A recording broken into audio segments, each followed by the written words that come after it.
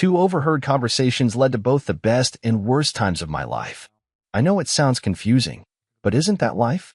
I shouldn't even have been there. I flew to Denver to renegotiate a contract with the supplier who had missed several delivery dates. I contacted the supplier but was told there would be no negotiations because they had just filed for bankruptcy. I called the airport and found out that if I hurried, I could fly home at 11 in the morning. I left at 7 and returned home by 2. I stopped by the office to tell my boss about the Novatech situation. I entered the building and took the elevator to the 3rd floor but decided to check the restroom before reporting to Daniel. I was sitting in the farthest booth when someone else came in and took the booth at the other end. I heard a cell phone ring and the guy on the other end answered. I recognized the voice as Daniel Winters. Hello? Oh, hi. No, I don't think so. Michael sent James out of town again, so he'll be with Sarah tonight and tomorrow night. Heck, he might even take the day off and spend it with her. Never, not without Michael. Okay, I'll ask him and see when he's free again, but I know it won't happen until James gets back. Fine, I'll contact Michael and call you back. I heard Daniel flush the water, go wash his hands, and leave the room. I sat and thought about what I had just heard. My boss, Michael, had sent me out of town, and now Michael was going to spend time with my wife, Sarah, while I was gone. Judging by the tone of the conversation on Daniel's part, it seemed that this was not the first time this had happened. There was something else to think about. Daniel had no way of not noticing that my booth was occupied, but he still maintained a normal conversation and a normal tone of voice, which at least to me meant that it didn't matter whether the person in my booth heard what he was saying. What that meant to me was that it didn't matter to Daniel either because it was common knowledge anyway. It could have been said out loud because good old James wasn't around to hear it. James, poor fellow, was in Denver. In the end, I decided I wasn't going to get involved with Michael. I left the building and headed home, not bothering to call Sarah on the way. I thought about our marriage and our relationship. I met Sarah during my senior year at the University of Arizona. It was love at first sight on my part, but not on hers. In fact, it took me at least a dozen attempts before she agreed to go on a date with me. Once we started dating, Sarah continued to see others, and I only managed to see her 2 or 3 times a month. She told me that she wasn't going to be in a relationship with anyone until she was sure she was ready to settle down, and then she would narrow her search down to those who really interested her. I was tired of being one of many, and although I wanted her, I decided to give it up and stopped calling her. She took her place on the long list of things I really wanted but never got. About a month before graduation, I was sitting in one of the off-campus cafes when Sarah came in, saw me, came over, and asked if she could join me. I said yes, and she sat down. She asked how I was doing, and I said I was fine. Then she asked why I stopped calling her. I'm tired of standing in line, I said. You can't win a girl's heart that way, James, Sarah replied. I don't see it that way, I answered. For me, it was chasing something that didn't want to be caught. I told you I would eventually narrow down the search, James, she said.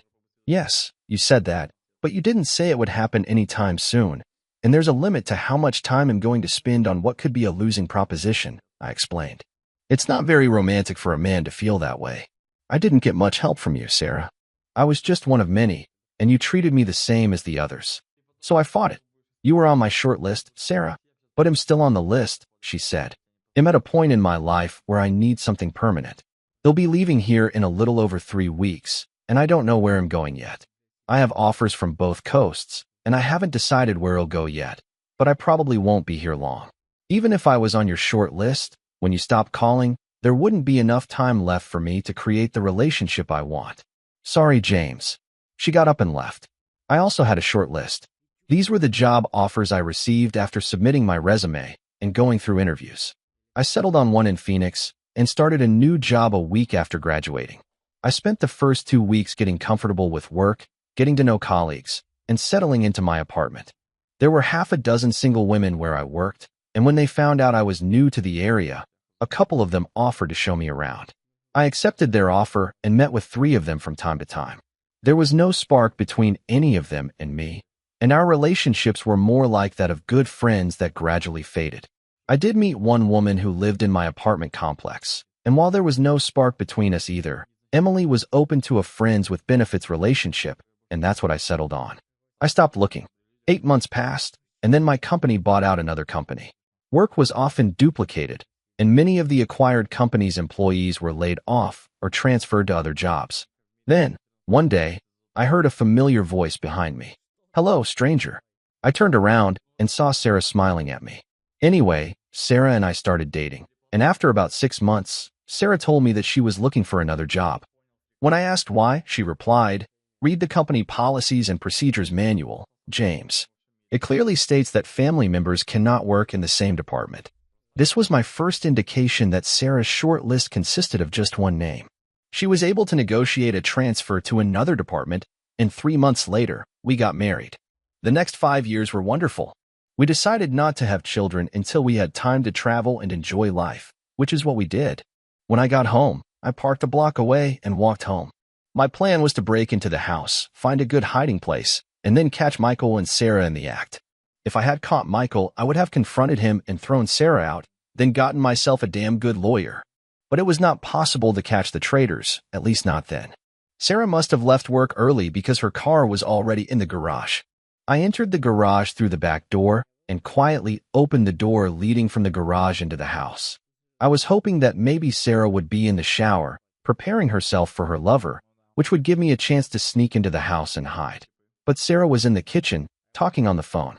Through the slightly open door, I overheard my second one-way phone conversation of the day.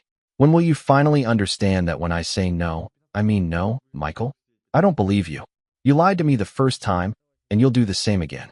It's bad enough that you make me cheat on James, but I won't do it while talking to him on the phone. No, you can come after he calls me in the evening and not a minute earlier." "Fine. He'll call you as soon as I hear from him." I quietly closed the door and returned to my car. Even though part of me still said, "No, this must be some kind of mistake. She wouldn't do that to me." After what I just heard from her own lips, there was not a single drop of doubt left in me. One thing I knew for sure was that if Sarah wasn't going to call Michael until she talked to me, she wouldn't call Michael that night. I stopped at a gas station phone booth and looked at the yellow pages.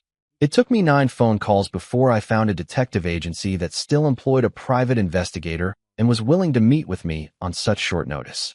It took a lot of effort to get them to do what I wanted, but in the morning, 10 minutes after Sarah left for work, the person from the agency was busy setting up audio and video surveillance in the house. An hour after he left, I called Michael on his cell phone and told him that I might have to stay in Phoenix a day longer than planned. I told him that it looked like Novatech was closing its doors for good and that I would hear about it in a day or so. Then I called Sarah at work and asked who she had talked to last night. I called 4 times and got a busy signal each time. Finally, I gave up and went to bed. "I don't know why you couldn't reach me, dear. Last night, I didn't answer the phone at all. I was even waiting for your call. Doesn't matter. I just needed to hear your voice and tell you that I love you. I love you too, baby. Hurry up home, okay? Looks like you'll be here until the day after tomorrow. If you need to call me, do it on my mobile, as I may be staying late in meetings, trying to sort out problems with Novatech. Since I'm talking to you now, I won't call again tonight. They'll call you tomorrow when I know more about when I can leave." After that, I tried to stay away from prying eyes so that no one could tell Sarah or Michael that I was in the area. I parked the rental car down the street. When Sarah arrived home at 5:45, Daniel's Navigator pulled into the driveway. 20 minutes later, he left and entered the house. He didn't knock on the door or ring the bell. He just opened it and went inside. This angered me almost as much as the fact that he slept with my wife. As soon as the door closed behind him, I started the engine and drove away. That evening, I went to the cinema. The next day, I lounged around the hotel pool for a bit and then watched TV. At 1 p.m., I called Michael and told him that Novatech had taken off, but I wouldn't be able to fly out until the next morning. Then I called Sarah and told her the same thing, but it would be a day before I could return home. I told her that I would not call her that evening as I needed to go to bed early since I had to be at the airport at 6 in the morning for my flight. I parked down the street again, and when Michael showed up and walked into my house, he didn't know he was going to pay dearly for what he did to me. Sarah wouldn't be happy with this deal either. The next morning, Sarah left for work at 7:15, and by 9, Greenwood's investigators had cleared all their equipment from the house. I asked him to keep the phone bug, and when I stopped by Greenwood's office that afternoon to pay the balance on my bill, I also purchased the phone bug. At 2 in the afternoon, I had a DVD in my briefcase and was heading home to watch it while waiting for Sarah to get home from work. As I opened the DVD, my eyes were opened. Michael treated Sarah like crap. This went on for hours, and I could watch it later. I started skipping the main parts to listen to where they were talking. Have you already told him that you're ready to have a baby? Only last week, as you ordered me. What did he say? He said he was glad because he was ready to become a dad. Well, he won't be, because it will be my child. Right, baby? All my children will be yours. Did you stop taking the pills like I told you? Yes, baby. I told him that I stopped taking the pills and that he needed to use protection. Tell him that you want to plan the timing of your pregnancy. When will you be most fertile again? The 21st, baby. So I need you to send your boring husband out of town from the 19th to the 23rd. It's probably worth planning these days as vacation or sick leave. Sounds good, baby. I'm already looking forward to it. It was news to me that Sarah was ready to have a baby. She didn't tell me about this. Michael spent the night with her and then told Sarah to plan to have dinner at a motel with him that afternoon. When Sarah got home, I hid the DVD and cooked dinner on the stove. I wasn't ready to face her yet, so when she ran up to me, hugged me, and leaned in to kiss me, I steeled myself and hoped I wouldn't throw up. Can dinner wait? I'm so damn hungry. I think it can wait. Fine. Turn it down or turn it off so it doesn't burn while I run upstairs and take a quick shower. Meet me in bed in 5 minutes. Fine, she agreed. I wondered what was going on. She didn't do anything that Michael told her to do or that she promised him she would do. Then we sat down for dinner. She told me all the latest gossip that I had missed because I was away, and then we washed the dishes, watched TV, and went to bed. I fell asleep fast and didn't know if she called Michael or not. Listening to the telephone conversation would give me the answer to this question. The next day was Saturday, the only time each month that Sarah got her hair done. As soon as she left, I looked in the medicine cabinet in the bathroom. After watching the DVD, I went to the bathroom and checked to see if Sarah had a packet of pills. I counted them, and there was one less than the day before, so she lied to Michael about stopping the pills. Then I pulled the tape out of the tape recorder on the telephone line and listened to it. He's fast asleep. Did you do what I told you? Of course I did. How did you end up with such an ignorant clown like him? He's not that bad. Of course not. He's ignorant. But it's good for us, baby. If he hadn't been so ignorant, we might have been caught. Have you already figured out how to persuade him to name the child Michael if it's a boy, and Michelle if it's a girl? No, but we still have plenty of time before we need to decide. I want you to find a way to spend an hour or so with me on Tuesday. I will try. There was more to it than that, but that was the point. I was wondering how it started and how long it lasted. Not that it matters. It started and continued, and as a result, it will hurt a lot. I made an appointment with a lawyer on Monday and was in his office on Tuesday afternoon when Sarah called me and said she would be working late. I had already played the tape for the lawyer, so we both knew what working late meant. Everything was thought out to the smallest detail. There were no violations in that state, so the assets were to be divided equally. We both had comparable salaries, so there was no alimony. What I learned from this ordeal was that our state allowed for alienation of affection claims, and that was a big deal. Michael managed my department and Sarah's, and our company's policy and procedure manual were quite specific when it came to relationships between managers and subordinates. Michael having anything to do with Sarah at all was strictly forbidden. Him sending me out of town so they could be together would amount to a death sentence. So, in addition to suing Michael for alienation of affection, I would sue the company for failure to comply with charter requirements. At the very least, Michael and Sarah would join the ranks of the unemployed, and the chances were good that the company would settle the lawsuit without publicity. I wouldn't be able to work there again after I sued, but given that I realized everyone I worked with, as evidenced by Daniel's phone call, knew I was being bullied and kept quiet about it, I didn't want to stay there and work with them anyway. Everything was decided before I left the lawyer's office. Michael, Sarah, and the company were scheduled to be served on Friday morning. The company had to be served first, represented by Tina Peters, the HR manager, then Michael and Sarah. This was done with the expectation that Tina would immediately call Michael and talk to him when the process server arrived at his desk. Michael would know who this guy was and what would happen to him as soon as he hung up. The time was set for 11 in the morning, since every Friday at noon, I met Sarah for lunch. This way, I could save a few dollars by not buying food for this cheater. When I left the office, I saw a woman sitting in the reception area. Our eyes met, and she nervously smiled at me and looked away. She seemed familiar, but I couldn't remember where I had seen her. These things happen, and I knew it would linger in the back of my mind and bother me until I could remember. That evening, my kiss with Sarah tasted like toothpaste. She actually got up and called Michael after I fell asleep. The next day, I checked the recording on the voice recorder, and it was almost a repeat of the last call I listened to.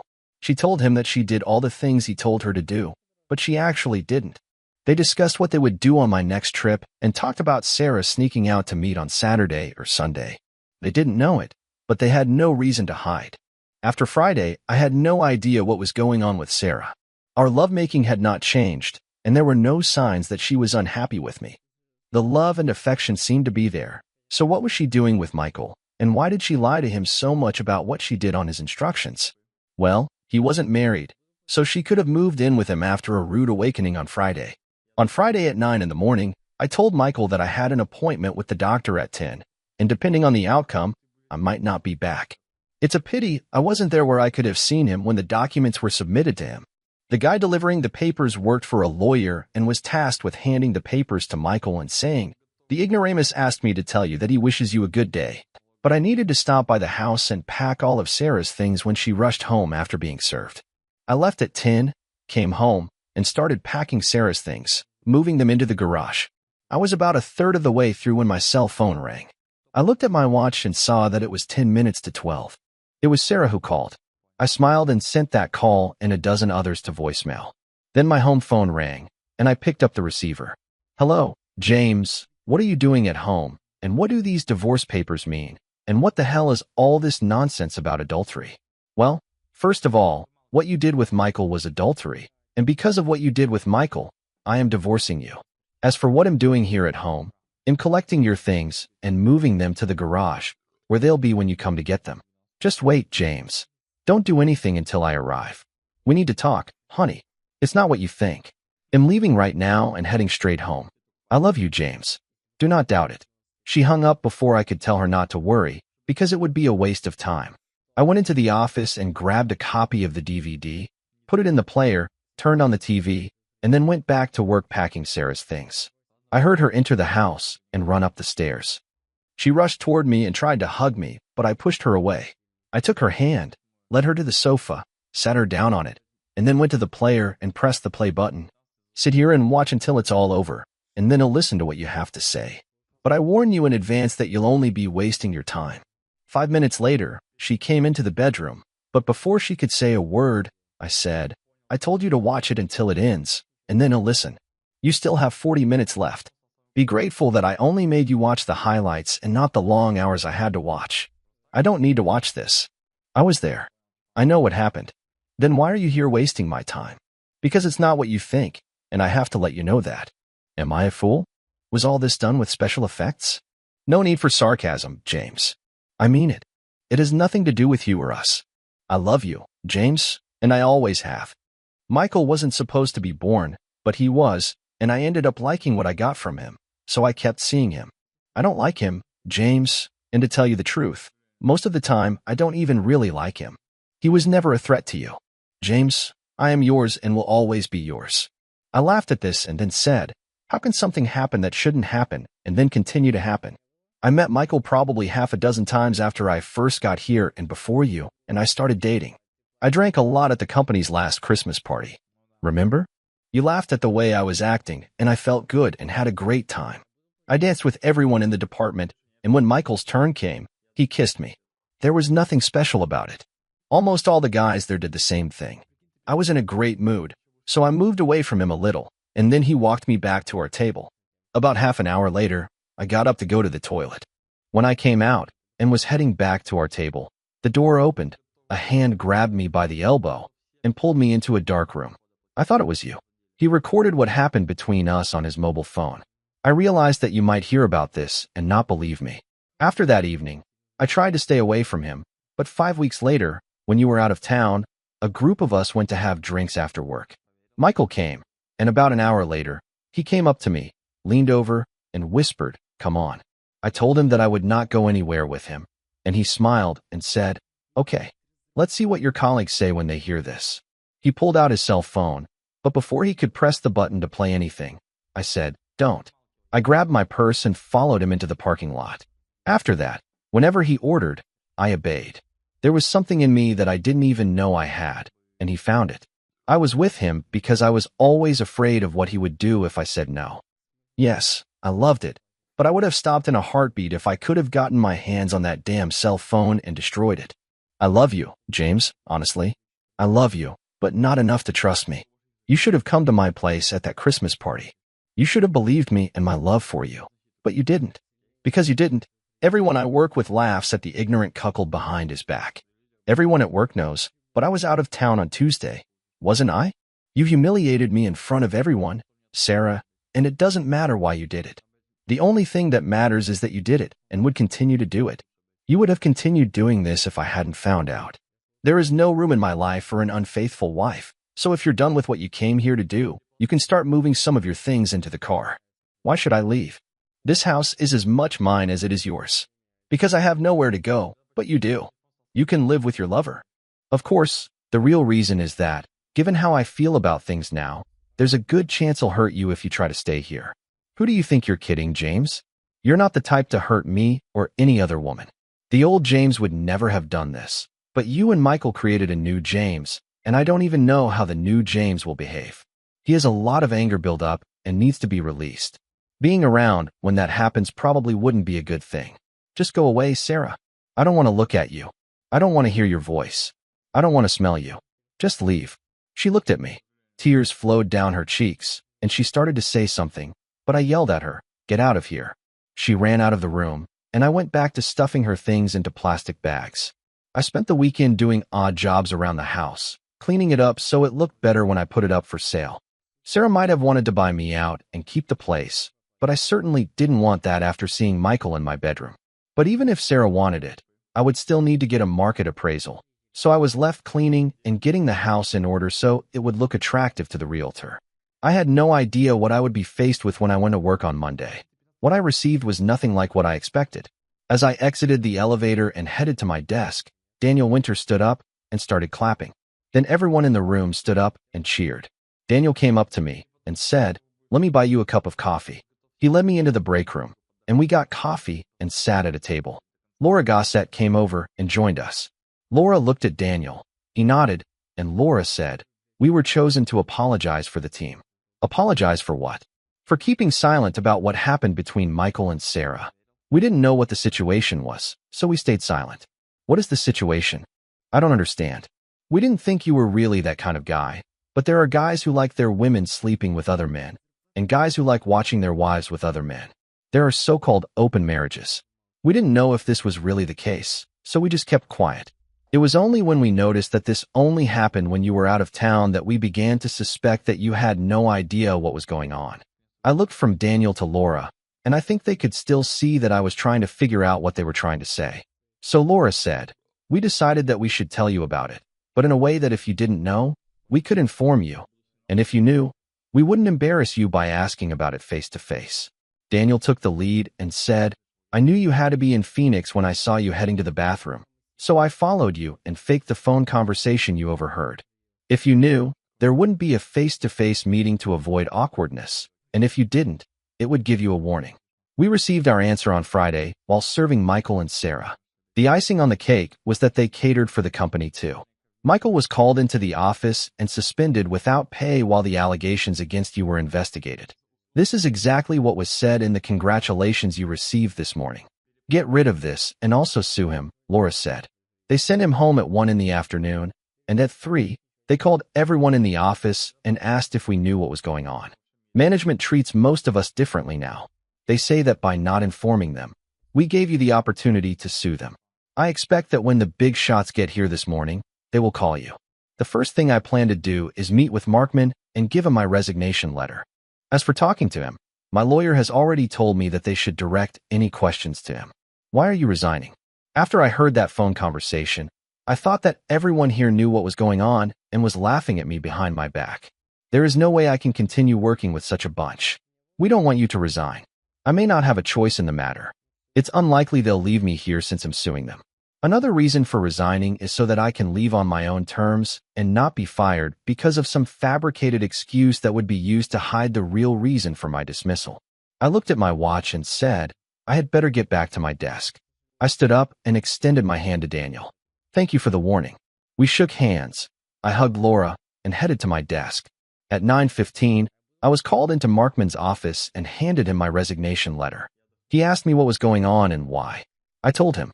He returned the statement to me and said, "They would never do anything like that. Besides, we have plans for you. We want you to take Michael's place now that he's fired.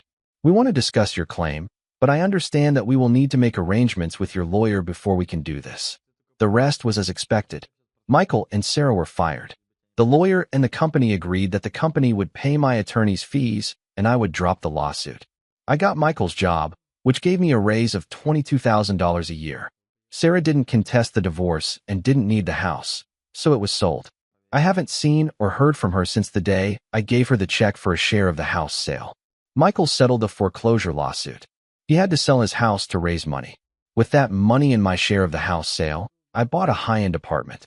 One day, Michael answered a knock at his apartment door and was punched in the face by a man in a ski mask. A neighbor, returning home from an evening, found him curled up in a ball and called 911.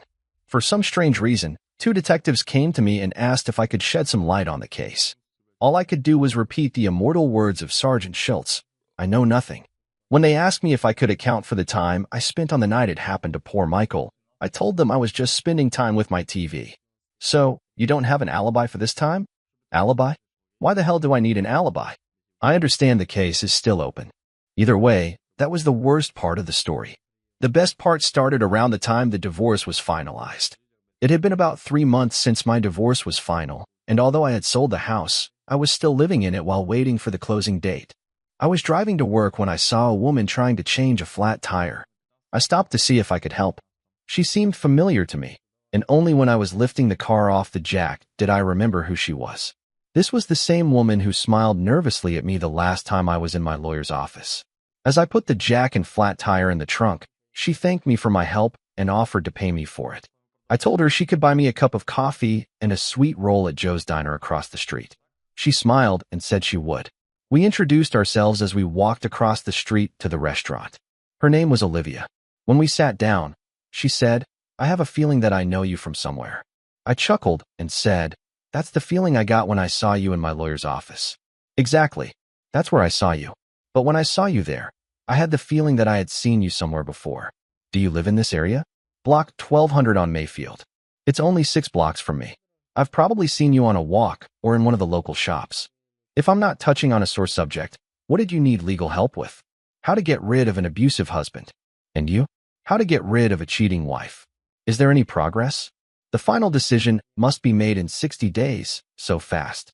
He doesn't resist. I wish I could say the same. Not everything is as smooth as I understand it. JW's isn't fighting the divorce itself, but he spent months fighting over every piece of furniture, every little detail, and who gets to keep the photos in the photo albums. He even fights over who gets the fish in the aquarium. I don't want to get too personal, but why don't you just let it all go to hell and let him have what he wants? First of all, if you keep it to yourself after he makes such a fuss about it, it will only remind you of him. The other thing is that he's probably just fighting about it to annoy you. Take it from him, or you could give him some of what he wants. What do you have in mind? Are you quarreling over the coffee table? Cut it in half with a chainsaw and give him half of it. Photos and an album? Cut out anything you don't want him to have from the photos and then give him the albums. I don't know much about aquariums, but I don't see why one could show more affection for the fish that live in them. Unplug it and leave it for a couple of days. Then tell him to come and get it, or better yet, have it delivered to him. I didn't think I could be so angry and nasty. It's not mean or disgusting. All you're doing is giving back to him what he gives to you. All he does is deliberately try to piss you off. He takes pleasure in making you suffer. Do you really think he cares about a soft chair or fish? Why waste energy playing his games? You can buy a new coffee table, one that won't be imprinted with the memory of it. You can copy the photo albums before you give them to him and replace the goldfish for $1 each. The purpose of divorce is to get rid of him. Letting him stick around and constantly fighting over things that won't matter in the long run is simply pointless. You'd think my lawyer should have told me that. Why does he need this? He became a lawyer because, as a lawyer, he could make good money. He may be working for you to get you a divorce, but the longer it takes, the higher his score. Why should he care that you and your husband want to quarrel over furniture and delay the process? I probably should have had a flat tire earlier. I have many more good ideas if you would like to discuss them over dinner tonight. It was a hit-and-miss attempt, and I didn't expect it to be successful, but she surprised me and said she would really like it. When I picked her up at 7, I was surprised again when she said, "I'm in block 1200 on Mayfield." I didn't pay much attention to it, but it was a pretty upscale area. The house I approached was supposed to be worth around $1.5 million, and I wondered why she didn't mention this house in her quarrels with her ex-husband. We had dinner at Carmine's and had veal scallopini and risotto. I told her my story, and in response, she told me hers. Her story was simple. Her husband became violent when he drank. He always felt guilty the next day, apologized, and swore that it would never happen again if she forgave him. But, of course, it did, until she finally had enough. She called the police on him several times so that when a deadline came, his abuse was recorded. She called the police, and he ended up in jail. She refused to post bail for him, and when he was released, he was served with divorce papers and a restraining order, which he promptly violated. He came home drunk, hit her again, and then went back to sleep. When he was released, he was given 90 days for contempt of court and violating a restraining order. When he was released, he was warned that the next time he would spend 6 months in prison, and the third time he would get a year. He decided that he didn't like prison and started pestering her about the furniture. After dinner, I suggested we go to the Black Mushroom next door for a drink and a dance, and she agreed. I took her home around 1 a.m. and walked her to the door. I told her that I liked her and that I would like to do it again, and then she asked, "Can you do me a favor and kiss me?" "I'd love to, but why is it doing you a favor?" "Don't look back, but there's a red and white Ford F-150 right down the street. I want this idiot to see this. Shouldn't you be inside and call the police?" "I can't. The injunction says 150 meters, but where he sits, it's 160 meters. I know because I measured it myself. What if he gets angry and says, 'To hell with the restraining order'?" She opened her purse and showed me the gun she had and said, "I would almost be glad if he did." I hugged her and kissed her. Then she said, "Call me," and went into the house. I made it a rule not to look at the pickup when I drove away. I was not at all surprised when the truck pulled away from the curb and followed me toward my house. He didn't slow down as he drove by, but I'm willing to bet he remembered my address. It would be interesting to see what he would do with it over the next 2 weeks. I met with Olivia 3 times over the next 2 weeks and learned a little more about her. She owned her house outright, and it belonged to her before she married J.W. So he had no rights to it. She was what she called a trust fund kid, as her parents and grandparents were very wealthy and set up several trust funds for her, which she joined when she turned 21. I also found out that she was working unpaid, volunteering for several charities in the city. Every date ended with one of her kisses, and on 2 out of 3 dates, the F-150 followed me home. I was on the verge of prying into Olivia's business and reporting her ex's stalking behavior to the police, warning them that if they didn't do something, I would, when suddenly it didn't matter anymore. I had a date with Olivia on Wednesday, and then I left, but this time he didn't follow me. I didn't attach much importance to this, believing that by that time, he already knew who I was and where I lived. Olivia called me at 9:30. She asked if I could stop by the police station to pick her up and take her home. I asked what was wrong, and she said she would tell me when I got there. It turned out that there would be no more arguments over furniture or fish. 10 minutes after I left her, her ex-husband tried to enter the house despite a restraining order. 3 steps from the house, Olivia used a gun in self-defense. She called her lawyer while waiting for the police to respond and spent much of the evening at the station discussing her story with detectives. When it was over, she was asked not to leave the city and was told that she might still need to talk to someone from the district attorney's office. Her lawyer told her she had nothing to worry about and offered her a ride home, but she decided she'd rather call me. As we pulled away from the police station, she asked me to take her to a motel. "I can't be at home now." "There won't be a motel. I'll take you to my place. I don't think you need to be alone for a while." She didn't mind, so I took her to my place, fed her, and showed her to the master bedroom. I gave her a nightgown that I had forgotten to throw away when I was packing Sarah's things, showed her where everything was, and then said, "Rest for a while, and if you need anything, just call." She turned to me and said, "I really need something. I need to be hugged. In the morning. I'm sorry. You probably think badly of me now." I kissed her forehead and said, "I don't think so. I needed it as much as you did, but I intended to wait until the divorce was final. I'm a little old-fashioned about some things, and I made a few vows when I got married and thought I had to keep them until I was legally released from them. Oh God, James, I'm so sorry. It's okay, honey. You said we'd get to this point eventually, and although I wasn't entirely sure it would happen, I definitely wanted it. While she was showering, I made us something to eat. She told me that she needed to call her lawyer and inform him of her new circumstances. She called him, and he asked her to come to his office and sign some papers. I took her to her house, took her to get the car, and told her that dinner would be ready by 7. She kissed me and then said, I want to ask you for a favor. Ask. I don't want to go into the house, but I need a change of clothes and some other things. Could you please go there and get them for me? I told her I would, and she gave me the list, told me where to find them, kissed me again, and left for her appointment. I found the suitcases where Olivia said they should be found, grabbed the things she wanted, and went out. After dinner, we sat in front of the fireplace, sipped wine, and talked until we went to bed. I suggested she take the spare bedroom, but she said she would prefer to have a warm body nearby. In the morning, I told her to get some sleep, and I went to her house and sent in a team of cleaners. I gave them my cell number and asked them to call me when they were done. They told me they would be out of there by 6 p.m. The next day, Olivia's house was ready for her return. But despite this, she spent 2 out of every 3 nights with me until I told her that I was moving out and that I would have to start looking for an apartment. Nonsense. I have plenty of space, and we spend most of our time together anyway, so it just makes sense for you to move in with me. Her words made sense, and I moved in with her. I was afraid to go to closing on the sale of my house. Olivia had to be there since the house was registered in both of our names, and her signature was required on the papers. Since she moved, she has called me at least once a week, asking me to reconsider my decision and call off the divorce.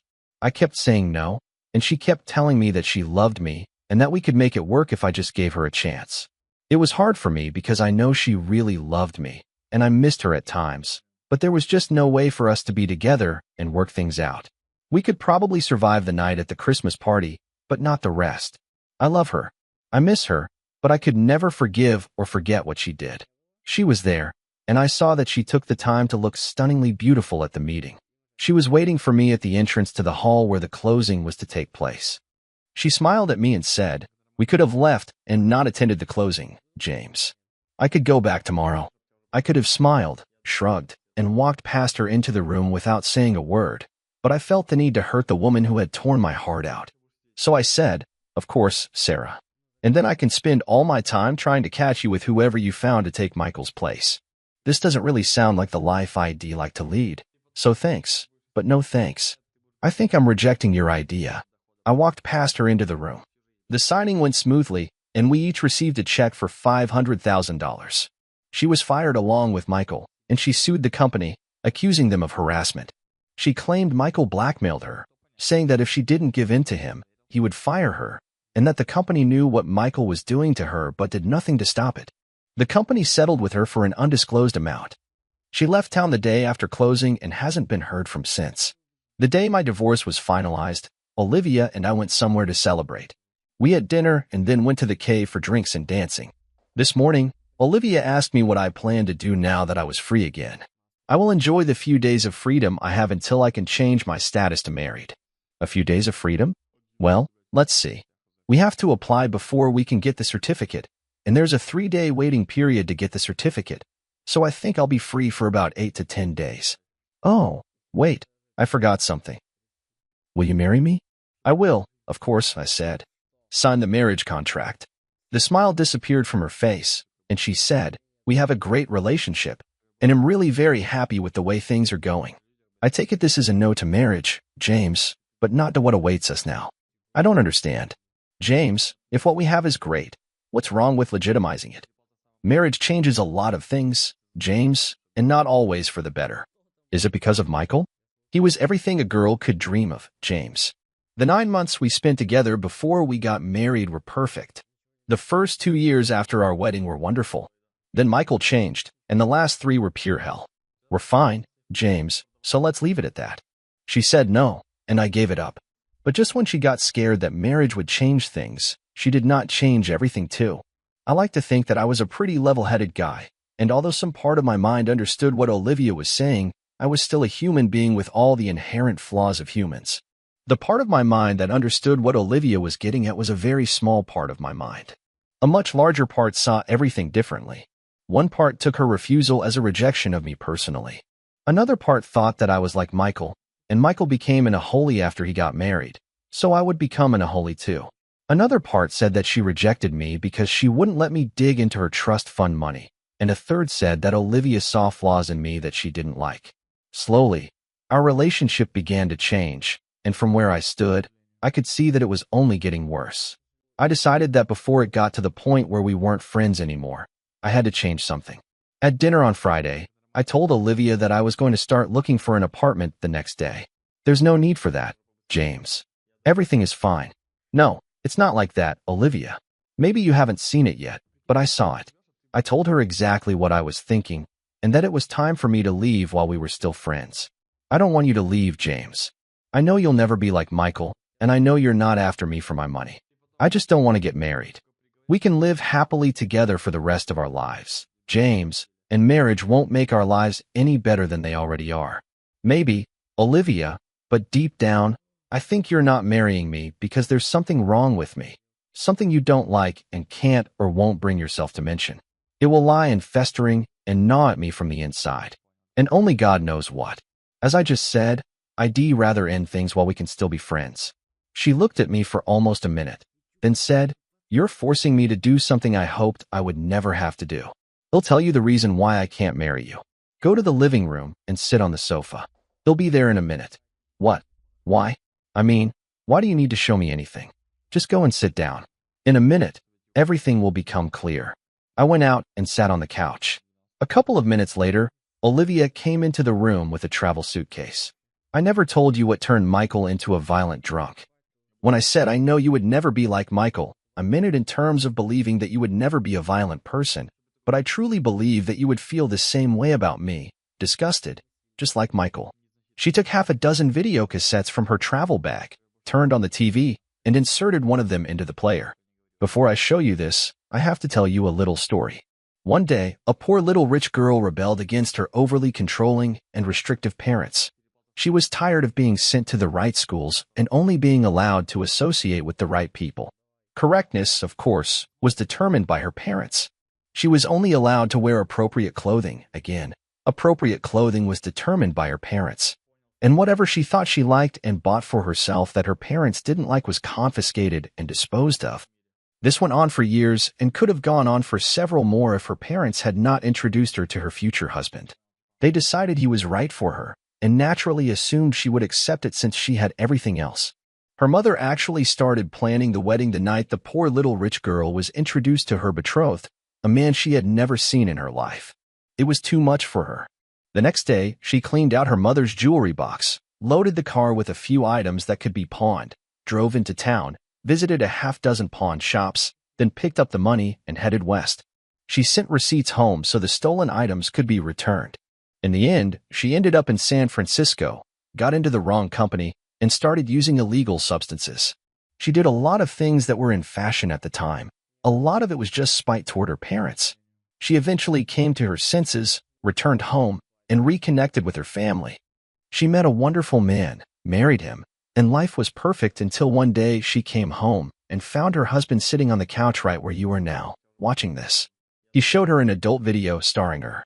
I'm not proud of what I did, but Michael found this tape when he walked into an adult bookstore while in San Francisco on business. After he found the first one, he watched all the videos that night. When I came home and found him watching the tape, I thought my marriage was over, but it wasn't. At least not at first. Michael thought it was great to have his own star, but the more he watched the video, the more it affected him. He started accusing me of cheating on him behind his back. If I was a few minutes late home, it was only because I was in a relationship with my lover. If he called me at work and they told him I was in a meeting, he just knew they were covering for me while I was cheating somewhere.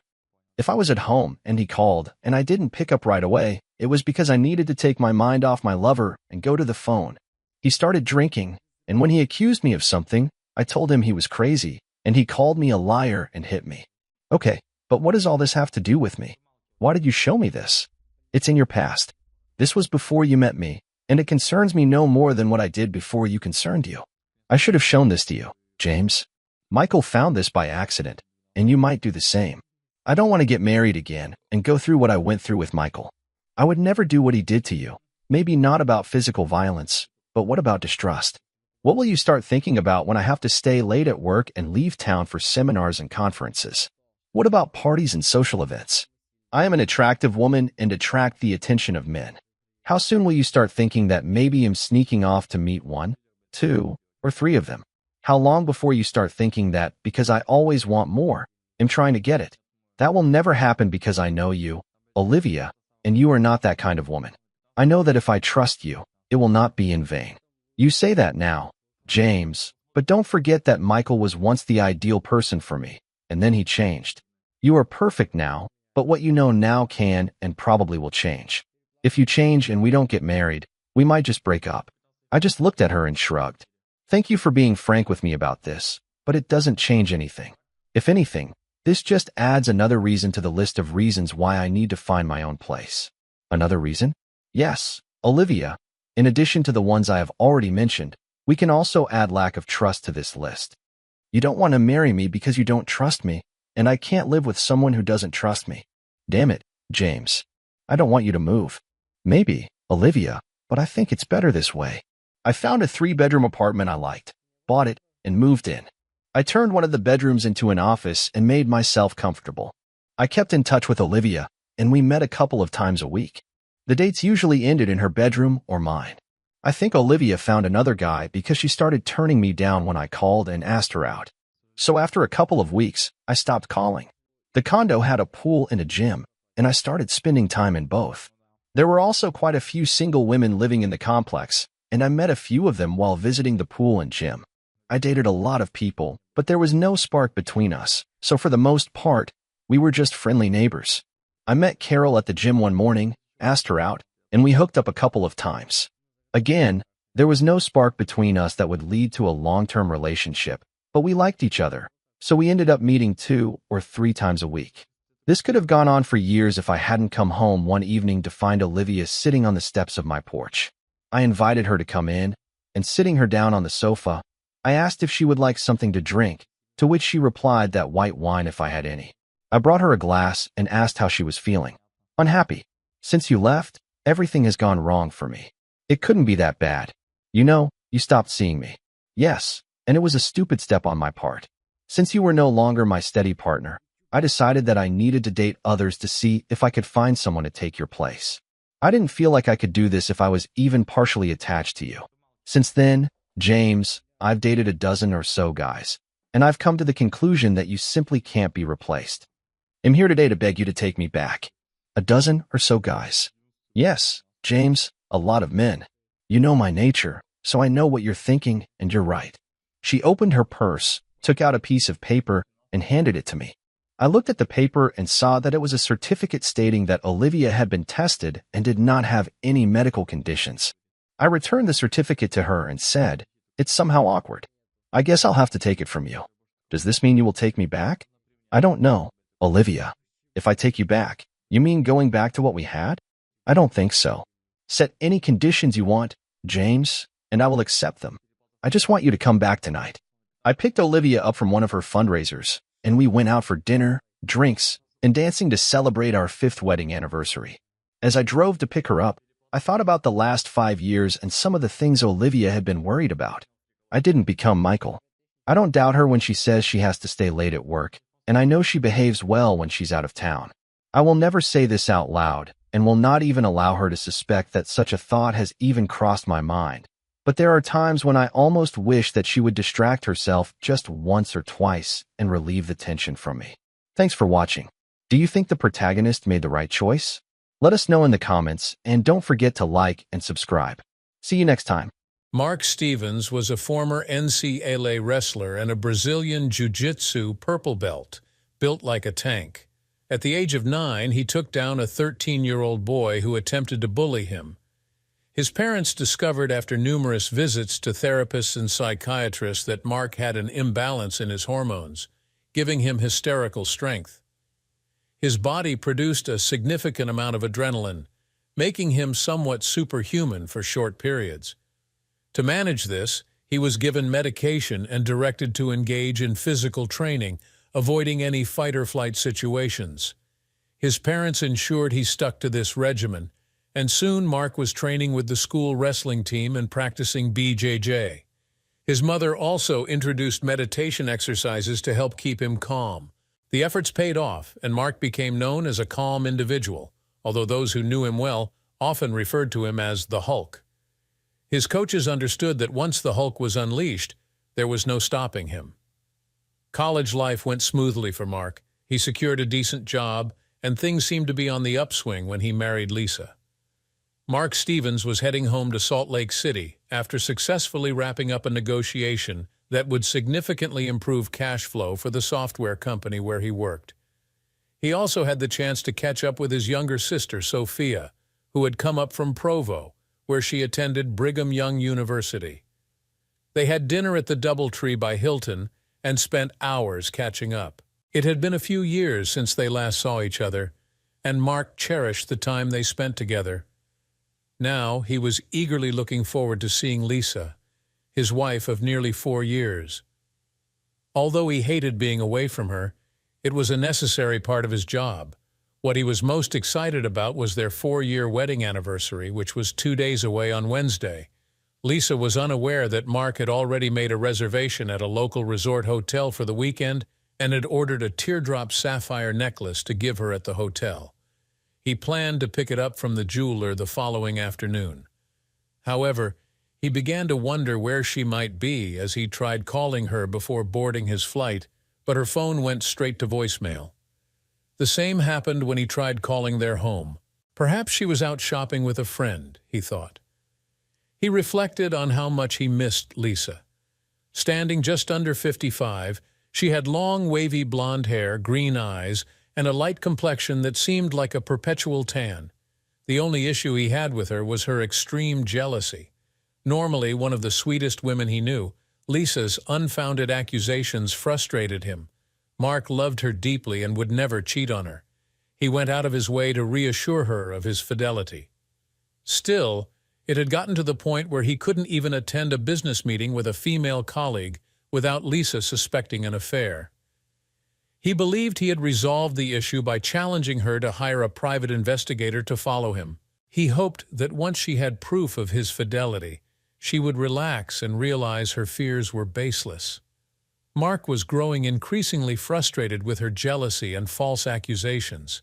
It wasn't that he had no secrets from her, he did, and her constant nagging about supposed infidelity threatened to expose one of those secrets in an ugly way.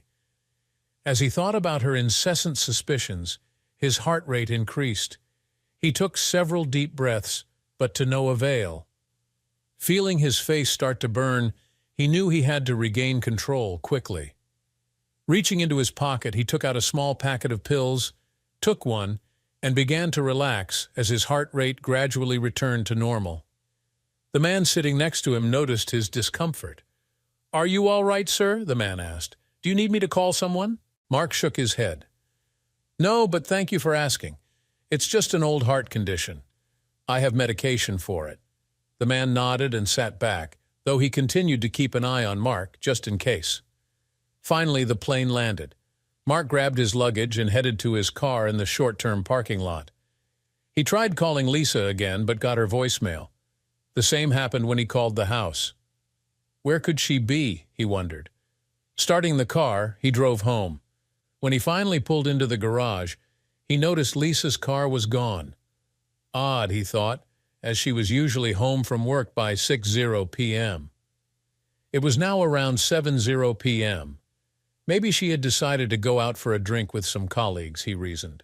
Though it was rare, he never begrudged her the time to unwind, but she usually called or texted to let him know.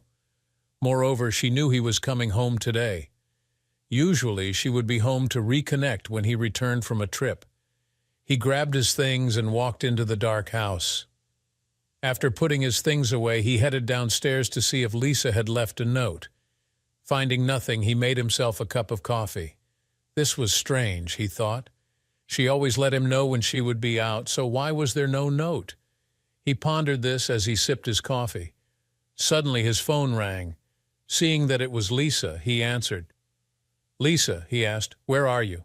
"I'm sorry, Mark, I was getting ready for tonight and didn't realize you had called until a few minutes ago," "What were you getting ready for?" Mark asked. "It's a little surprise. Some friends and I wanted to celebrate your return home. Why don't you come over so we can celebrate?" "Sure. Where are you?" She gave him an address and he wrote it down.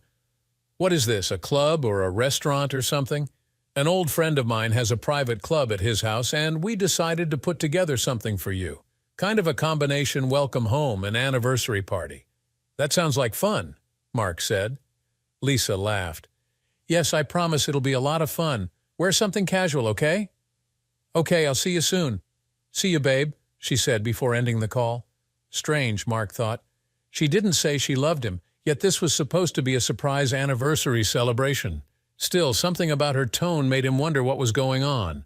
He went upstairs, showered, shaved, and dressed in jeans and a polo shirt. He looked up the address on Google Maps and saw that it was in a rough part of town. Who does she know that lives out there, he wondered. He knew most of the people at her insurance office and didn't think any of them lived in that area. He recalled she once associated with a rough crowd when she was younger, but thought she had outgrown that phase. He locked up, got into his car, and entered the address into his GPS. He backed out and followed the GPS to the address, feeling a bit uneasy when he reached the destination. A medium-sized house sat in the middle of a lot, surrounded by a chain-link fence. He noticed the pickups and motorcycles parked around the place and started to get a bit concerned, since he didn't recognize any of the vehicles. He pulled in, parked, and went to the front door. A large man wearing a shirt and jeans opened the door when he knocked. Mark noticed the beer in his hand and heard loud music coming from inside. "Yeah?" the man asked. "I'm Mark Stevens and my wife Lisa asked me to meet her here. I hope I have the right address." The man smiled, but Mark wasn't convinced it was out of genuine friendship. The man reached up and shook Mark's hand. "You must be Lisa's husband. I'm Jack. We've been expecting you. Come on in." Mark walked in and looked around to see several other large men in the front room. "Hey, everyone, the man of the hour is finally here," Jack said. The other men nodded and smiled at Mark. They may have been smiling, but Mark didn't feel any real friendship here. "Where's Lisa?" Mark asked. "Oh, she's downstairs getting ready for the main event," Jack said, causing the others to chuckle. "Want a beer?" Yeah, sure," Mark said. One of the others handed Mark a bottle of cold beer. "Thanks," Mark said as he opened it and took a tentative sip. "So, what is this main event?" he asked Jack.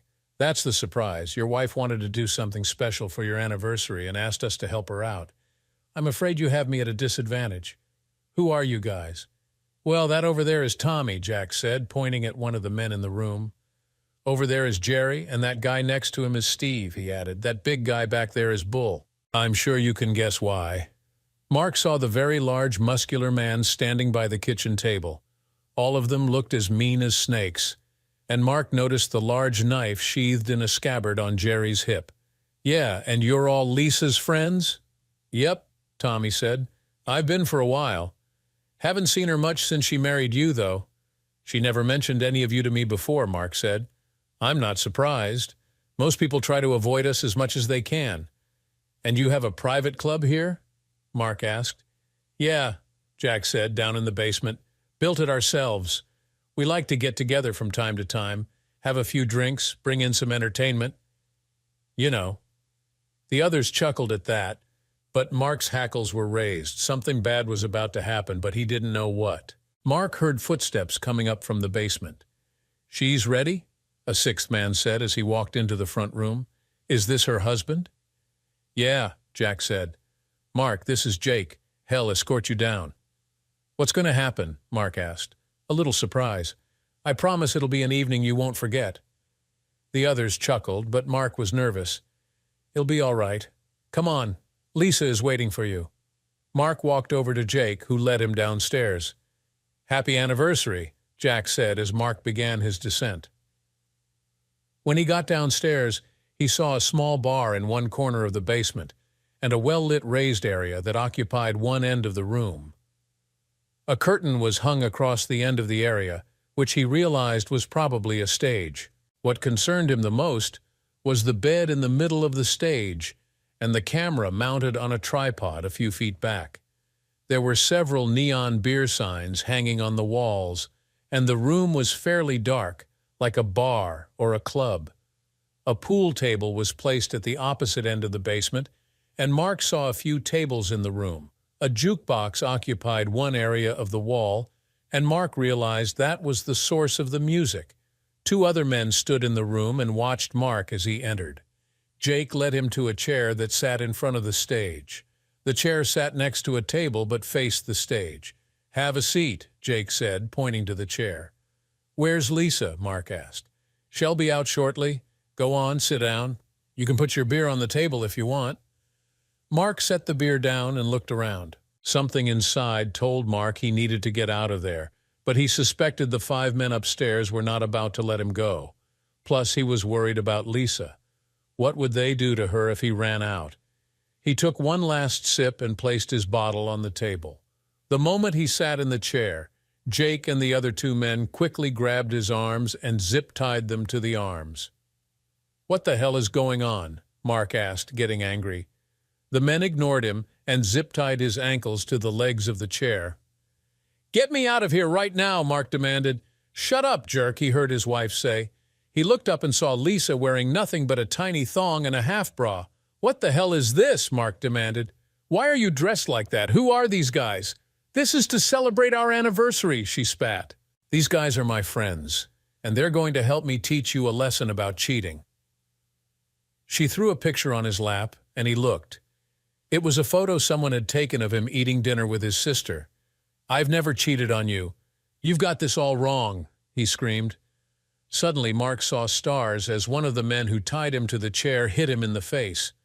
Mark shook his head and closed his eyes. "Stop it," Lisa told the man, who backed off. "It'll be the one who teaches him his lesson." She turned back to her husband. "Lisa, stop this right now and we can discuss this. It's not what it looks like." "Oh, really?" she asked. "It looks to me like you're enjoying yourself with that blonde floozy. So if you can enjoy yourself, so can I. But unlike you, I'm not going to keep it a secret." With that, she turned away and stepped onto the stage. "Okay, boys, it's showtime." Mark tried to object, but one of the men put a ball gag in his mouth, preventing him from saying anything. He tried to fight the man, but was unsuccessful. By now, all the others had made their way downstairs. Jack stood next to him and whispered in his ear, "Nothing personal, but Lisa's an old friend, so we decided to help her teach you a lesson. Now sit and enjoy the show. Don't try to be a hero. Once she's done, we'll let you go. Maybe she'll go with you, but that's up to her." Mark tried to say something, but the gag in his mouth prevented it. "Just relax. Take your medicine like a man," Jack said. He stood back up and nodded at Tommy, who stood by the jukebox. Tommy pressed a button and a song began playing. As the music began, Lisa started dancing, twirling around like a stripper. She kicked her shoes off, then slowly removed her remaining clothes. "You like this, lover boy?" she sneered at Mark. "Did your little blonde do this for you, huh?" She danced a bit more, then laughed as she tossed the tiny thong at Mark. "I really hope you like this, lover boy, because you're never going to touch me ever again. Come here, boys, and show little Mark how a real man treats a woman." She laughed as all the men, except for Jerry, surrounded her. As Mark watched, they stripped off their clothes and Lisa knelt down. Mark shook his head and tried screaming no through the gag. He noticed that Jerry stood by Mark's chair, his arms crossed over his chest. He was obviously there to keep Mark under control. Lisa stood up and led the men to the bed on the stage. She sat on the bed and looked at Mark. "This will teach you to cheat on me, you jerk," she growled. She laid down on the bed, and 2 of the men stood by her head as Jack looked back at Mark for a moment. "Nothing personal, but Lisa is the best I've ever had." He laughed and turned back to her. "Ready, baby?" "Yeah, Jack. Now take me again and make my husband watch." Jack laughed and started doing as instructed. Mark, however, wasn't turned on by the scene on stage. Just the opposite. He tried to control himself with the breathing exercises he had been taught in his martial arts training, but felt the rage beginning to build up inside him. Mark could see her and felt sick to his stomach. She was right about one thing: he would never touch her again, he thought. The degradation was over when he saw Lisa get up on her knees, but he was wrong. She looked at him and laughed. "Don't worry, honey," she said sarcastically. "We're just getting warmed up, aren't we, boys?" The men laughed at that. Mark looked up at Jerry, who was smiling as he watched the show. Mark wondered why he wasn't participating. Jerry looked down at him, frowned, and took Mark's head in his hands. "Watch them, not me," he growled as he forced Mark to look at the stage. Mark felt the rage continuing to build inside him as Lisa continued her actions. "You want to see just how nasty I really can be? Just so you know, I'll probably get pregnant tonight," she said with a smirk. "I'm sure you noticed no one used protection, and I've been off my pills for the last few weeks. Don't worry, I used a diaphragm whenever you had your Aussie kiss with me, so you don't have to worry about it being yours. But you will raise this child as yours, and if you refuse, I will divorce you and ruin you. I will take everything from you. I will make you a pariah in society and label you as a domestic abuser and a cuck." Mark shook his head, his anger blurring his vision. "You're probably wondering why Jerry hasn't done me, aren't you?" she asked. "You see, Jerry prefers men over women, and after tonight you will too." They all laughed as Mark felt his face get red hot. He turned and looked at Jerry and noticed he had unzipped his jeans. "I promise you'll love it," Jerry said. Then it happened. Mark exploded and lost control. The next thing he knew, he was standing in the middle of a pile of moaning bodies on the floor. Jerry was screaming in pain, his left hand pinned to the table by a knife buried to the hilt. He felt the pain in his arms and legs and saw blood dripping from where the zip ties had secured him to the chair. Looking up, he saw Lisa, wide-eyed and trembling. "Please don't hurt me," she begged. "Oh, now you're scared of me. Don't worry, I'm not going to hurt you, but I promise you will feel my wrath, and I will make sure I multiply the pain I suffered tonight and return it to you." Keeping his eye on her, Mark pulled his phone out of his pants pocket and dialed 911. When he finished, he put his phone away and looked at her. "You ignorant woman," he growled. "I've got you dead to rights. You cheated on me with that blonde. I was just getting even with you. So you got a PI to follow me in Salt Lake, is that right?" he asked. "Yes, and I got that photo. Did you bother to read the report that came with it?" Mark asked. She shook her head. "No," she said nervously. "All I did was look at the photo." "That was my sister, you ignorant woman," Mark yelled. "The last time we saw her was at our wedding. She's a senior at Brigham Young University in Provo. She came up to visit me in Salt Lake, and we had dinner. That's all. Just dinner. So you saw the picture and didn't even ask me about it. You just made an assumption like you always do. Well, guess what? You're right about one thing. I'm never touching you again. I'll see you in jail, and then I'm divorcing you. I'm glad you did this and pulled the final straw. We're finished." "No, Mark, please don't do that," she begged, walking toward him. "Trust me, Lisa. You have no idea what I want to do to you right now. So for your own safety and physical well-being, stay away from me." "Mark, please," she begged. "I made a mistake, that's all." "Yeah, you made a mistake, all right. I'll teach you what happens when you make a colossal mistake. You played your part, Lisa. Now, starting today, I will make you pay." By then, the police had arrived, and several officers came downstairs after breaking down the front door. They each had their guns drawn and looked around at the carnage. They quickly moved through the basement, checking on each of the men. One officer pulled the knife out of Jerry's hand and he slumped to the floor. A sergeant approached Mark. "Did you do all this?" he asked, shaking. Mark nodded his head. "Why?" the sergeant asked. "Look at the video, and you'll know why," Mark said, pointing at the camera. "Check out that video," the sergeant told one of the officers. The officer looked at the video briefly and motioned for the sergeant. After quickly scanning the video, the sergeant came back to Mark. "Okay, it looks like self-defense on your part, but I'll need a full statement, and you need to get checked out." By then, ambulances had arrived, and paramedics began taking the men upstairs on gurneys. A plainclothes detective arrived and was looking around the room, talking to the officers. After looking through the video, he came over to the sergeant and Mark. "I'm Detective Johnson. You must be Mr. Stevens." "Yes, that's me. I've briefly looked at the video. I agree with Sergeant Brown here. It appears you acted out of self-defense. Tell me what happened." Mark recounted the events of the last few hours. The detective took notes as Mark spoke. "How did you manage to break out of that chair?" Johnson asked. "And how were you able to take all these men down?" They all appear to be much bigger than you. I have a medical condition. I've had it since I was a kid. There's a name for it, but I can't pronounce it. The bottom line is that under certain conditions, my adrenaline levels go through the roof, and I basically lose it, for lack of a better term. I have a prescription that helps me keep it under control, and my martial arts training also helps me stay calm. This is only the second time in my life something like this has ever happened. Do you have that medication with you? Johnson asked. Mark nodded his head. I keep it with me at all times. I only take it when it's needed, which fortunately isn't very often. Johnson asked one of the other officers to bring a bottle of water, which he did. Maybe you should take one now, Johnson said, handing Mark the water. Mark pulled the small packet out of his pocket and swallowed a pill with the water Johnson had given him. A few seconds later, Mark felt much better. Are you okay now? Johnson asked. Yes, thanks. Do you remember what you did here? Johnson asked.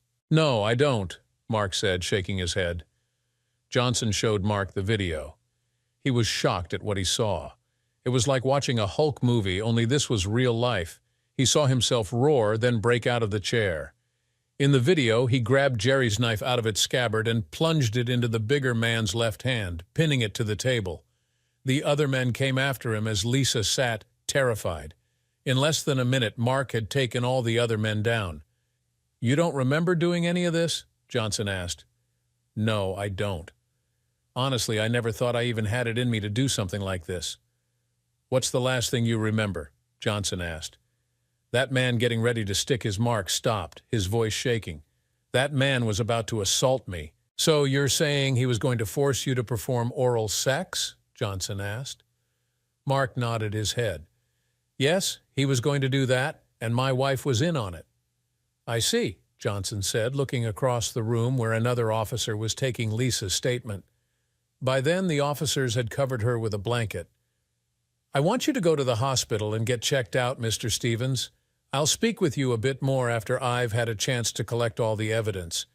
I take it you'll be wanting to press charges? Absolutely, Mark said. What about your wife? Johnson asked. Do you want to press charges on her as well, especially against her? She's the instigator of all this. Very well, Johnson said. He took Mark's contact information as a paramedic checked out his wrists and ankles. They'll be in touch, Mr. Stevens. I'd appreciate it if you didn't leave town. I'm not going anywhere, Mark said. Detective Johnson nodded his head and gave instructions to the officers before going to see Lisa, who was still being questioned by an officer. A couple of minutes later, Mark heard her wail as she was cuffed and led out of the room. Please, Mark, she cried. Don't let them take me away. Please tell them it was all a big misunderstanding. Mark shook his head and looked the other way. After everyone was finished with the questioning, Mark drove to the hospital to get checked out. A few hours later, he drove home, his cuts dressed, cleaned, and bandaged. On the way, he realized he hadn't eaten since he left Salt Lake City and went through a drive-thru for a burger. Once home, he ate, then called his boss, Paul Green, to explain the situation. Damn, Mark, I'm sorry to hear that. Look, why don't you bring the signed contract and then take the next week off? You've got plenty of vacation time coming. Thanks, Paul. I appreciate that, Mark said. After he calmed down, Mark showered and went to bed. The next day, he went to the jewelry shop and canceled the order for Lisa's necklace. He ended up paying a small restocking fee but got most of his money back. He also canceled the hotel reservation and had the charges reversed. He then called around and set an appointment to see Emily Parker, attorney at law, about a divorce on Friday. He had just finished eating lunch when his phone rang. He looked and saw it was Lisa's parents. He took a deep breath and answered. Hello? Mark, what the hell is going on? Asked Marge, his mother-in-law. Lisa called from the county jail. She said she's been arrested, and they're holding her without bail. Did you do something? Mark couldn't believe the nerve of this woman. He counted to 10 and took a few deep breaths before answering. Did she tell you why she was arrested? Mark asked. She said it was all some kind of misunderstanding on your part, Marge said. On my part, really? You mean she didn't tell you that she plotted to have me tied up, forced me to watch her with multiple men, and then intended to have me assaulted by one of her male friends? Didn't she tell you about that? What? Why would she do such a thing? because she saw a picture of me having dinner with my little sister and thought I was having an affair. The woman is crazy, and tomorrow I'm seeing an attorney to file for divorce. You can't be serious. Look, I know you're probably upset, but surely you can understand how she would feel. What would you do if you saw a picture of her eating lunch with a man? I would ask her about it. I wouldn't fly off the handle the way she did. Look, Marge, you have no idea what your daughter did, and there's no way in hell I can overlook it. I've been dealing with her insane jealousy since we got married. I'm tired of it. It ends now. As far as the divorce is concerned, let me ask you, Marge, if we reverse the roles and I tie her up and force her to watch me with other women and then have her assaulted by one of them, would you still ask your daughter to remain married to me? Marge had no answer to that. Don't be a hypocrite, Marge. You know very well that what I am doing to your daughter is absolutely right. With that, he ended the call. When she called back, he sent the call straight to voicemail. Curious, he went into the second bedroom where he and Lisa had their home computers set up. He sat down at her computer and fired it up. He already knew her passwords, so he got into her desktop easily. He opened her email client and was shocked at what he saw. He found an email from something called Rogers Investigations and opened it up. Attached to the email was a document and a photo. The photo was of him and his sister eating dinner, the same one she threw in his face earlier. The report stated that target Mark Stevens, meaning him, had eaten dinner with what appeared to be a much younger woman. The report went on to say that after dinner, the woman left the hotel and Mark went to his room. There was more. The report clearly stated that the woman was Sophia Stevens, a senior attending Brigham Young University in Provo and, according to public records, Mark's youngest sister. At no time was Mark with a woman for the purposes of illicit sex, and at no time during their observation did Mark ever engage in any inappropriate behavior with anyone, male or female. The report concluded that if Lisa had bothered to read it, she would have known he was innocent of cheating on her. But as usual, she simply saw the photo and came to her own false conclusion. He printed that out and kept digging. He saw emails from her to Jerry in which she falsely claimed that her husband was cheating on her and that she wanted revenge. He saw several emails from Jerry telling her about a website and how she could get her revenge. As he read, he felt his blood pressure begin to rise. What happened to him last night was carefully scripted, and he realized she intentionally planned to have him assaulted, videotaped, and the video published on a website. He printed off the emails and kept digging. He checked her browser history and found that she had visited several sites similar to the one she was in contact with. Looking at the site that Jerry recommended, he saw several sample videos where other men, presumably husbands, had been tied down and forced to watch as their wives were with several men, all the while putting them down. The final humiliation was making the husbands engage with Jerry. He instantly recognized the men in the videos: Jack, Tommy, Jerry, Steve, Bull, and the other two men whose names he never heard mentioned. So they were already working for such a website. What shocked him even more was that the videos on the site were available to anyone who paid a premium fee. Mark wasn't stupid. He had seen online spicy videos before and knew there had to be a release form filled out giving site owners permission to publish the videos. He was never given that opportunity and wondered if the other men had signed such a form. He picked up his phone and called Detective Johnson. "Johnson," the detective said when he answered. "Detective, this is Mark Stevens. I have some information here you may find interesting," Mark said. "Can you come to my house?" "Sure. Let me finish what I'm doing and I'll be right over." "Thanks," Mark said before ending the call. As he waited for Johnson, he performed a search to see if he could tell who owned the site. The registration was done in a way to keep the owner's name private, but he knew that a law enforcement agency could subpoena the records. He also knew which company hosted the site. He printed that out for Johnson. About a half hour later, Johnson rang the doorbell. "Thanks for coming, Detective," Mark said, opening the door. "You have something for me?" Johnson asked. "Yes, in my computer room," Mark said. Johnson followed him upstairs and looked over the printouts Mark gave him. "That corroborates what we found at the house. From what we saw, They've done this to a number of men. What about release forms? Mark asked. We found release forms signed by the wives. Even your wife signed a release form. We're still going through everything, though. So she knew this was going on the internet? Mark asked. Looks that way, Johnson said. But what about the husbands? Mark asked. I don't recall seeing anything like that, but like I said, we're still going through all the evidence. Look, I'm going to have to confiscate your wife's computer for evidence.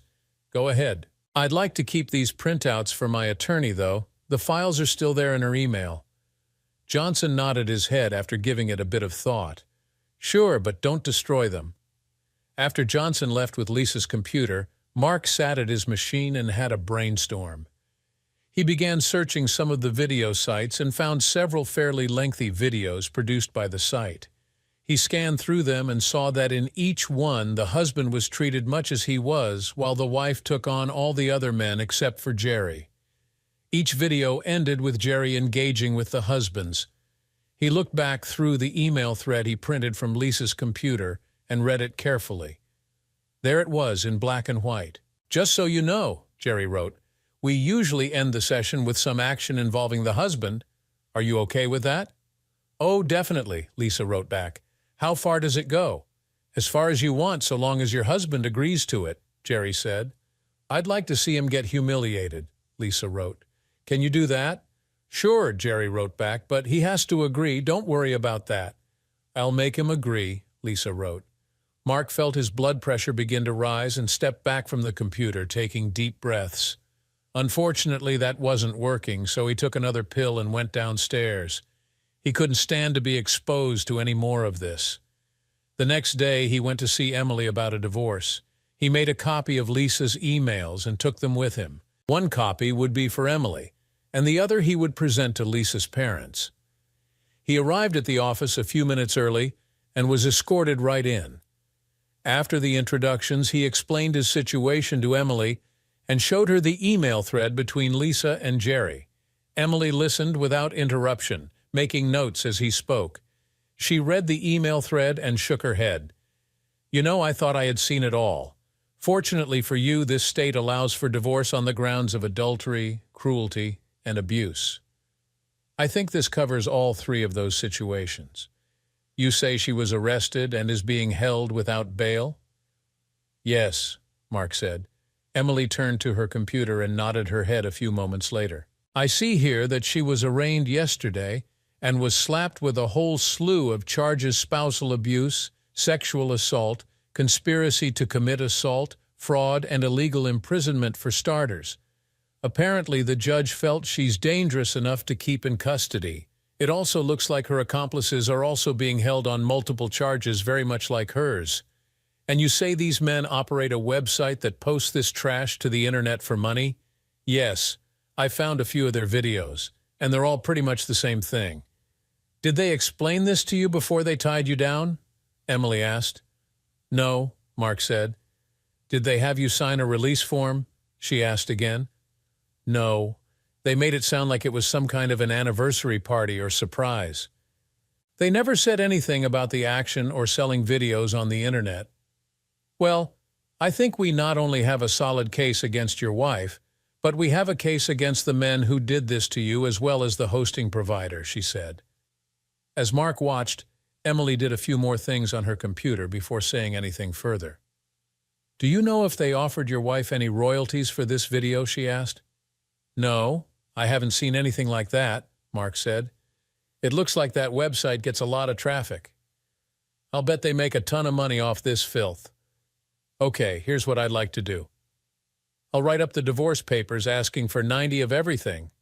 On top of that, we'll ask for the house and everything we can get our hands on. The judge may not go along with that, and it's possible we'll have to negotiate our way down.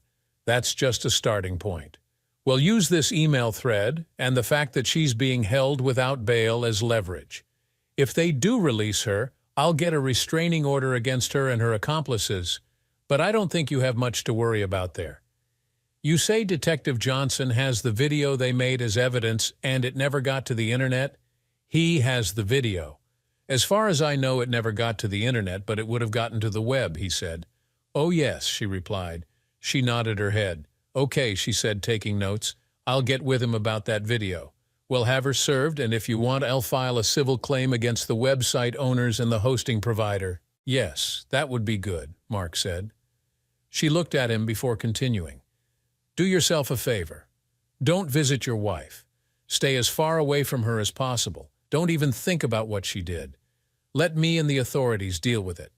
From what you told me, you'd be better off not even thinking about her. If you want, I can set you up with a therapist to help you deal with this. Would that be all right? Mark nodded his head. Yeah, I've tried everything I know, but it just doesn't seem to be enough. Normally the breathing and the medication keep me under control, but I've never had to deal with anything like this. I understand, Emily said. She handed him a card. I'll give her a call right now if you want. Please, Mark said. She picked up her phone, called, and made an appointment for him. When she finished, she smiled and looked at Mark. Dr. Kelly said she can see you this afternoon at 4:00 p.m. Will that work for you? Mark looked at his watch, then nodded his head. That'll work. Thanks, Mark said. Good. Here's some things you need to take care of right away, she added, handing him a sheet of paper with a list of things he needed to get done. Most of it involved the bank, so he decided to take care of that after his appointment with Emily. I'll take care of this right away, he said. Terrific. Listen, I know this has been rough on you, so I want you to rest, relax, and let us take care of things. You understand? I do, he said. Good. Don't worry, Mark. This will all work out, and you can move ahead with your life. He thanked her and left after leaving a healthy retainer. From there, he went to the bank, paid off and closed out their joint credit cards, and withdrew everything but 10, then opened a new account in his name only and applied for a new credit card. From there, he stopped at Lisa's parents' house and explained to them what happened, showing them the email chain between Lisa and Jerry. They were shocked when he told them what he knew. This is sick. I can't believe she'd actually do something like this. Are you sure you didn't cheat on her? Marge asked. Marge, I love Lisa with all my heart, and I never even thought about cheating on her. She saw a picture of me having dinner with my baby sister and thought we were having an affair. She didn't even bother to read the report. If she had, this probably wouldn't have happened. She shook her head. I don't know what to tell you, Mark, she said. I'm truly sorry this happened to you. I am sorry I married her. Just do me a favor and stay in touch, okay? We've always thought of you as the son we never had. I'll do that, Marge. By the way, her car is still at that guy's place. I'll give you her keys if you want to go pick it up. I'll bring her stuff by later today or this weekend sometime. Okay, thanks, he said, handing her the keys and giving her the address. By then, he had just enough time to get to his appointment with Dr. Kelly. Dr. Kelly, Rhonda to her friends and patients, listened to Mark's story and said nothing until he was finished. I've heard about your condition, but I've never met anyone who was actually diagnosed with it. And you say you've been using martial arts training to help keep it under control? Yes, breathing exercises mostly. That along with medication to help my blood pressure. It usually works pretty quick, and until recently, I've hardly had to use it at all. Are you still taking martial arts training? She asked. Yes, Mark said. Maybe we should take a look at some exercises in meditation. Would you be open to that? I would. Good. We've got a lot of work to do, Mark, but I think we can help you through this without any more medication. I would prefer that. He left and went back home, where he bagged up Lisa's things, including all their wedding photos and her wedding dress.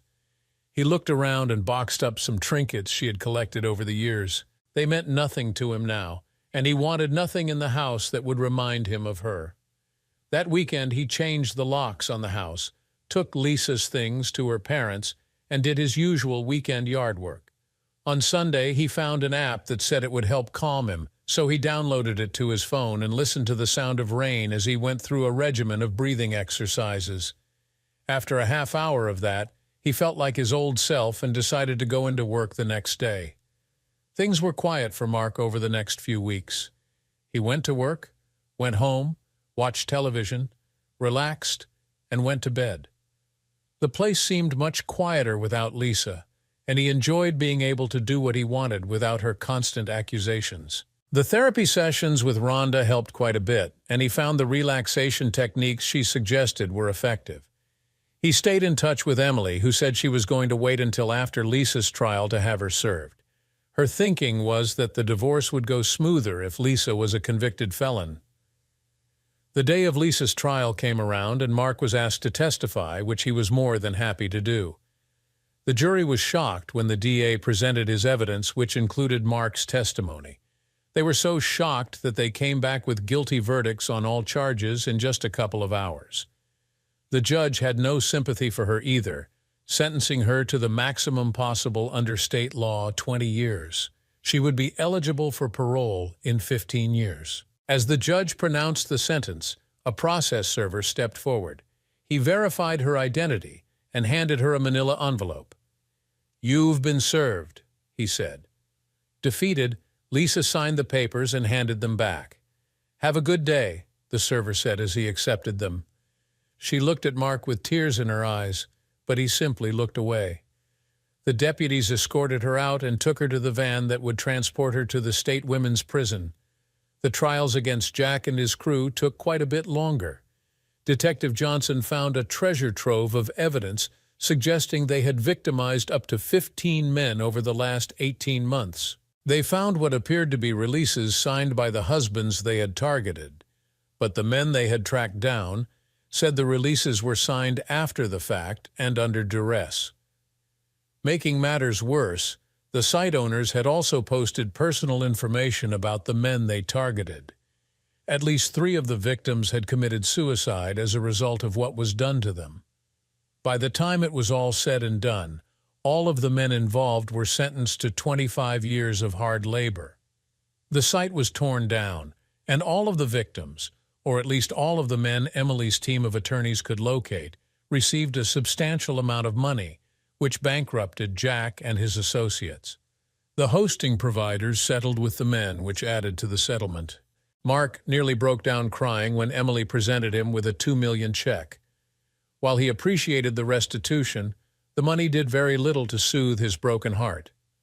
"You're a good man, Mark Stevens," she told him. "There are plenty of good women out there who would love to be with you. You'll find her. Thanks, Emily. Maybe one day." Mark continued seeing his therapist, who helped him deal with his issues. Over the next 2 years, he buried himself in his work and dated periodically, but it had only been in the last couple of months that he dated the same woman more than once. "He's got a lot of issues to deal with," Rhonda wrote as she transcribed her notes. "But on the upside, he hasn't had any more episodes and seems to be moving forward. I think he'll do just fine in the long run. At least I hope so," Rhonda thought. A few days later, Mark met a man at a local bar. The discussion took no more than 10 minutes. Mark walked out to his car and waited. The man walked near him and picked up the small briefcase that Mark had already placed on the ground. Both men looked at each other and walked away with a nod. 5 days later, Mark learned from Emily that Lisa had gotten pregnant from her actions on that fateful night, but had suffered a miscarriage when 3 large women attacked her in the bathroom. She was bleeding heavily and was in the hospital. Emily also said that Lisa would never be able to conceive again. People like her should never breed, Mark thought to himself. 7 days later, Jack and Tommy were killed when a huge riot broke out in the prison during lunch hours. 2 days later, Steve was found hanging in his cell. 3 days later, Jake was trying to climb the prison wall with 2 other inmates when he was shot and killed by the prison guards. The other 2 prisoners somehow were unharmed. Bull and 2 others died under mysterious circumstances. According to the autopsy, they were poisoned. Jerry was the luckiest of them all, or so he thought when he was able to escape the prison with 2 other inmates and cross the American border into Mexico. What he did not know was that he never really escaped. His partners in crime took him straight to Tijuana. He was eating at a local diner where he met a beautiful woman. They danced together and she offered to take him to her home. Jerry was grinning ear to ear when she took him to her bedroom.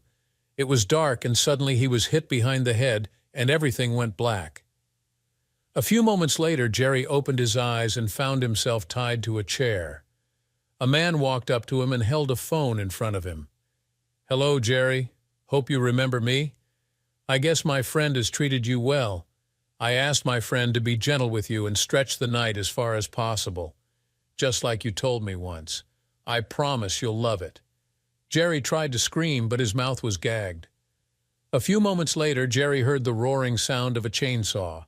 A man dressed in a yellow raincoat and a gas mask stood before him. The man took the chainsaw and walked closer and asked, "Do you like stew?" Thanks for tuning into this intense story of betrayal, revenge, and justice. What do you think about the way things turned out? Could it have ended differently? Share your thoughts in the comments below, and don't forget to like, share, and subscribe for more gripping stories like this one. See you next time.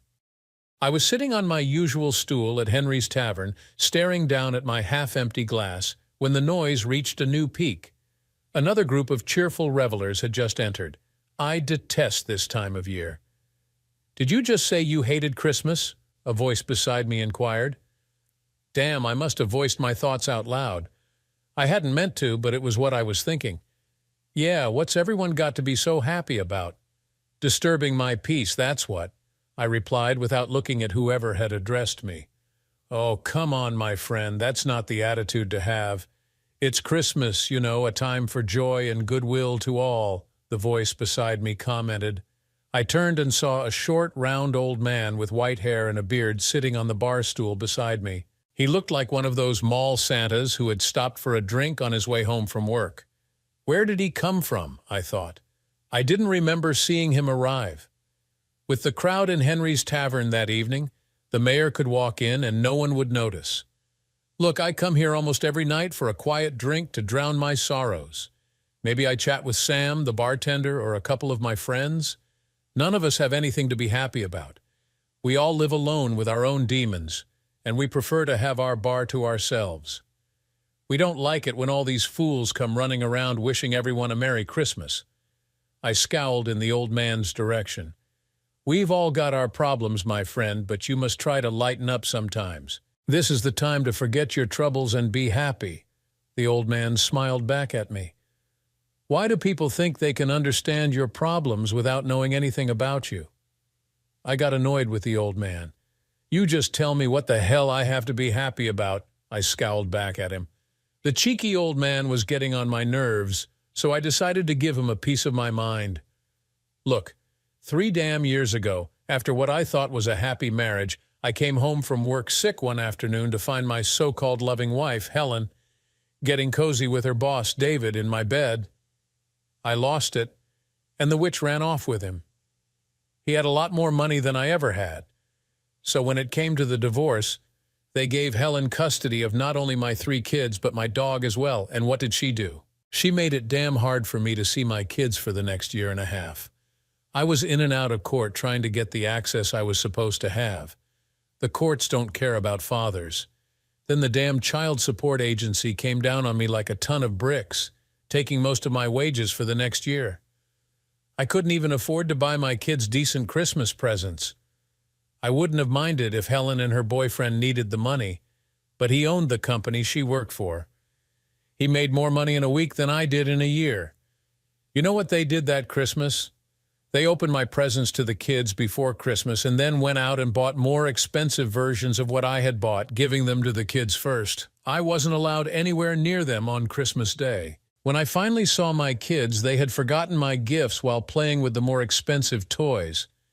I see you have a vindictive ex-wife, but remember, my friend, as they get older, your children will know you love them. Now that's one thing they won't be able to take away from you, the old man said. Last Christmas, Helen and her boyfriend took the kids skiing in Colorado. One night, they went out and David got drunk. On the way back to their hotel, he drove his car into a lake. He made sure he and Helen got out, but my kids were still strapped in their seats when the car was pulled out the next morning. That bastard killed my kids. So now you see why I don't like Christmas. It holds no joy for me, just bad memories. My friend, I'm sorry you've had such an unfortunate couple of years, but you have to try and move on with your life. You really must try to forget and make a new life for yourself. Just try to remember the good times you had with your children. Look, There weren't any good times once they moved in with that asshole. They got everything they ever wanted and didn't want to know me anymore. They were spoiled rotten. I only got to see them once a damn month. They were just forgetting me, I said, annoyed. The old man was still smiling at me. I've got to say it. I really felt like telling him to piss off and leave me alone. But there were so many people jammed into that bar, I doubt he could have moved away if he wanted to. What you tell me is very upsetting to hear, he went on, but there must have been some good times before your wife left. Surely you have to accept that your old life is gone and try to make a new one for yourself. The old man and I sat in the bar talking until closing time. Towards the end, I had begun to warm to him a little. I think he was truly concerned about me, trying to convince me to forget the past and look to the future. He left the bar just before I did, and I watched him make his way somewhat unsteadily out the door. After he had gone, I finished my pint, said goodnight to Sam, and began making my way home. I don't know whether it's lucky or unlucky that I didn't have a car that night. It's lucky I couldn't drive home drunk because I might have killed someone. But it was unlucky because I couldn't drive into a tree and kill myself, which was what I really wanted to do. Outside the bar, I found the old man slumped against the wall. He had undoubtedly consumed much more alcohol than he could handle. Damn, I thought, I can't leave the old man here. If it turns any colder, he could freeze to death. Come on, Pop, where do you live? I suppose I'm going to have to walk you home, I said. That's kind of you, Rick. I'm feeling a little unsteady. I should be all right after I've been in the fresh air for a little while, he said. It didn't strike me at the time, but this old boy knew my name. I never figured that one out. Perhaps he heard Sam say it. We made off in the direction of his home. Much to my relief, it wasn't too far out of my way. The old boy was leaning against me, chatting on about life. I must admit I wasn't really listening, so I don't remember a single word he said. I just wanted to get him home and then get back to my own bed. Suddenly, the old guy stood up straight as if he wasn't drunk anymore. "Fire!" he shouted. A little confused, I looked in the direction he was pointing. Sure enough, through the smoke-blackened windows of a nearby house, I could just make out a Christmas tree in flames. Then, with a bang, the picture window exploded outwards. The next second, the whole room was a roaring inferno, and flames were licking up the front of the building. "There's a woman and 3 children in that house," the old man said. Suddenly, I was as sober as a judge. I pulled my phone from my pocket and passed it to the old man. "Call the fire department," I instructed him as I began running towards the house. "They say people do brave things because they don't think of the consequences of their actions." Well, I must tell you, as I threw myself at that front door, I knew there was a good chance I wasn't going to see the morning, and in my heart, I didn't really care. I could feel the heat of the flames roaring out of the nearby window as I approached the door, which, much to my surprise, gave way at my first charge. Clouds of black smoke enveloped me as I staggered inside, barely retaining my balance. At this time of night, I figured anyone inside would most likely be upstairs in the bedroom. Most of these houses have a similar layout, and I found the staircase easily. Taking the stairs 2 at a time, I rushed up, trying to shout fire at the same time, but the smoke choked me, and I couldn't speak. At the top of the stairs, I found the door to the room directly over the fire. Inside, I felt around, surprised by how much smoke there was. I discovered the forms of 2 small children lying in their beds. I swept them both into my arms, and the next thing I remember, I was coming out of the smoke at the front door. Some young guy was standing there, and I literally threw the 2 kids at him. Taking a few deep breaths of clean air to recover, I turned and went back into the smoke. By this time, the flames were beginning to come through the door of the room where the fire was. As I got to the top of the stairs, the flames enveloped the door, and the fire flashed over into the hall. Through the smoke, I looked back down the stairs, knowing I wouldn't be going back out the way I came in. I went for the back bedroom this time. Inside, I found a woman who had apparently been overcome by the smoke. I'm not a big guy, and I can't tell you how I managed to pick her up. One look out of the back window told me I wasn't going out that way. Flames were licking up from the window below. Back out on the landing, I made for the other front bedroom. Kicking the door open, I was relieved to see flashing blue lights outside through the window. Dropping the woman onto the bed, I grabbed a TV set from a bracket on the wall and threw it through the window, hoping no one was standing below. Then I kicked the rest of the glass out as best I could. I grabbed the boy first, leaning out of the broken window, and dropped him into the arms of a fireman waiting below. The woman followed in the same manner. She was in no condition to object. Looking around, I saw the flames were now in the room with me, so I threw myself out head first. Luckily, the fire crew was expecting me and made a damn good job of catching me. The firemen put a breathing set on me to help clear my lungs of smoke. I sat on the pavement, slowly recovering while the firemen tackled the fire. I watched the ambulance crew working on the mother and boy. I didn't see the two girls, but there were several ambulances present by then, so they were probably in one further away. My head was throbbing, likely from the smoke and the booze I had consumed that evening. People kept coming up, congratulating me, telling me I was a hero. Damn, I didn't want or need that. Shortly after the police came over, moving everyone further back from the fire, I took this as my chance, standing up quietly and disappearing into the crowd that had gathered. I mingled for a while, then made a hasty retreat. When I got home, I had a long shower to get rid of the smell of smoke. I thought I would have to get my clothes cleaned because they stank of smoke, but then I found some scorch marks on them. They were gone too. They were gone. By the time I finally crawled into bed, it was Christmas Eve. I crawled out of bed around 10 with the biggest hangover I've ever had in my life. I figured it was half the beer and half that damn smoke. I was in the kitchen popping coffee and aspirin when I heard my phone ringing. I found the thing on my dining room table and answered it. "Hello, is that Rick Evans?" a female voice I didn't recognize asked. "Yes, what's your problem?" I replied, back to my usual grumpy self. "Oh, Mr. Evans, I just wanted to thank you for saving my children and me last night." "Who is this?" "My name is Lisa Carter. It was my children and me that you pulled from the fire last night. I just wanted to thank you. We would have died if you hadn't saved us." "I'm afraid I haven't got the faintest idea what you're talking about, lady," I said, denying everything to stay out of the limelight. "He said you'd say that, but I know it was you who saved our lives. Don't try to deny it, or I'll tell the newspapers who you are. The press is going crazy trying to find you." "Okay, it was me, but there's no need for thanks. I didn't think about it. I just did it." "You really don't need to thank me," I told her, then wondered, "By the way, how did you know where to find me?" "Your friend, the nice old gentleman, came in a little while ago. He said he was a friend of yours, told me who you were, and gave me your number. Would you like to talk to him?" "Yes, I would. I've got a lot to talk to him about. He went off with my phone last night." I stopped speaking, realizing I was talking to Lisa on my phone. But last night, I had given it to the old man to call the fire department, and after I came out of the burning house, I never saw him again. How did I get my phone back? "Oh, he seems to have gone. I can't see him around anywhere. I wouldn't worry about it." "I think he has a habit of disappearing," Lisa said. "Mr. Evans, I know this is a bit of an imposition on Christmas Eve, but is there any chance you could come by the hospital today? My children and I would really like to meet and thank you in person. We won't tell anyone who you are if that's what you wish." Damn and blast, she was asking so nicely. How could I refuse? "If you insist, but really, just knowing you're all safe and well is thanks enough for me."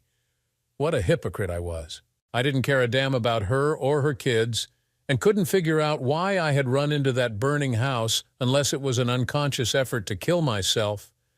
But I agreed to go and see her later. It was around 1:30 when I found her at the hospital. Lisa Carter was dressed in a strange collection of clothes. Well, I hadn't given them time to dress the night before, had I? Lisa knew who I was the moment I walked into the room. "Oh, Rick, how nice of you to come," she said, throwing her arms around my neck and then talking to me as if I was an old family friend.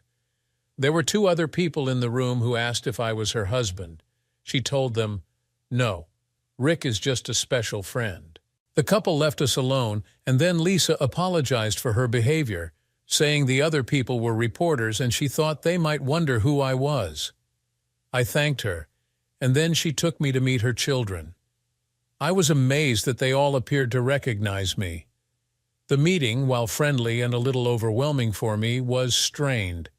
I didn't know this family and found their gratitude embarrassing. It was uncomfortable because they reminded me of what I had lost. The children were about the same age as mine had been, maybe a little younger. I really wanted to excuse myself and leave. I shouldn't have gone there. The older girl, Megan, about 8 years old, latched onto my left arm, hanging on for dear life.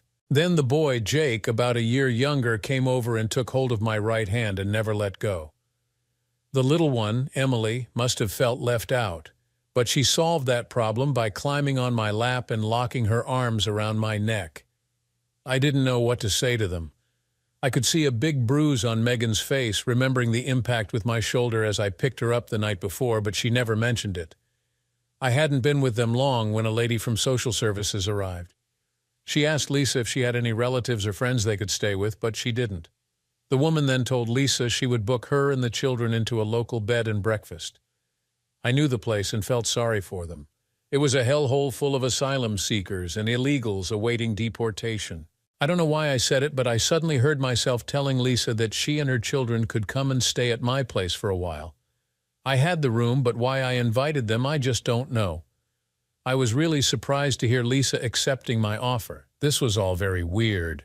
It was completely out of character for me to offer, and weird for Lisa to accept accommodation from a complete stranger.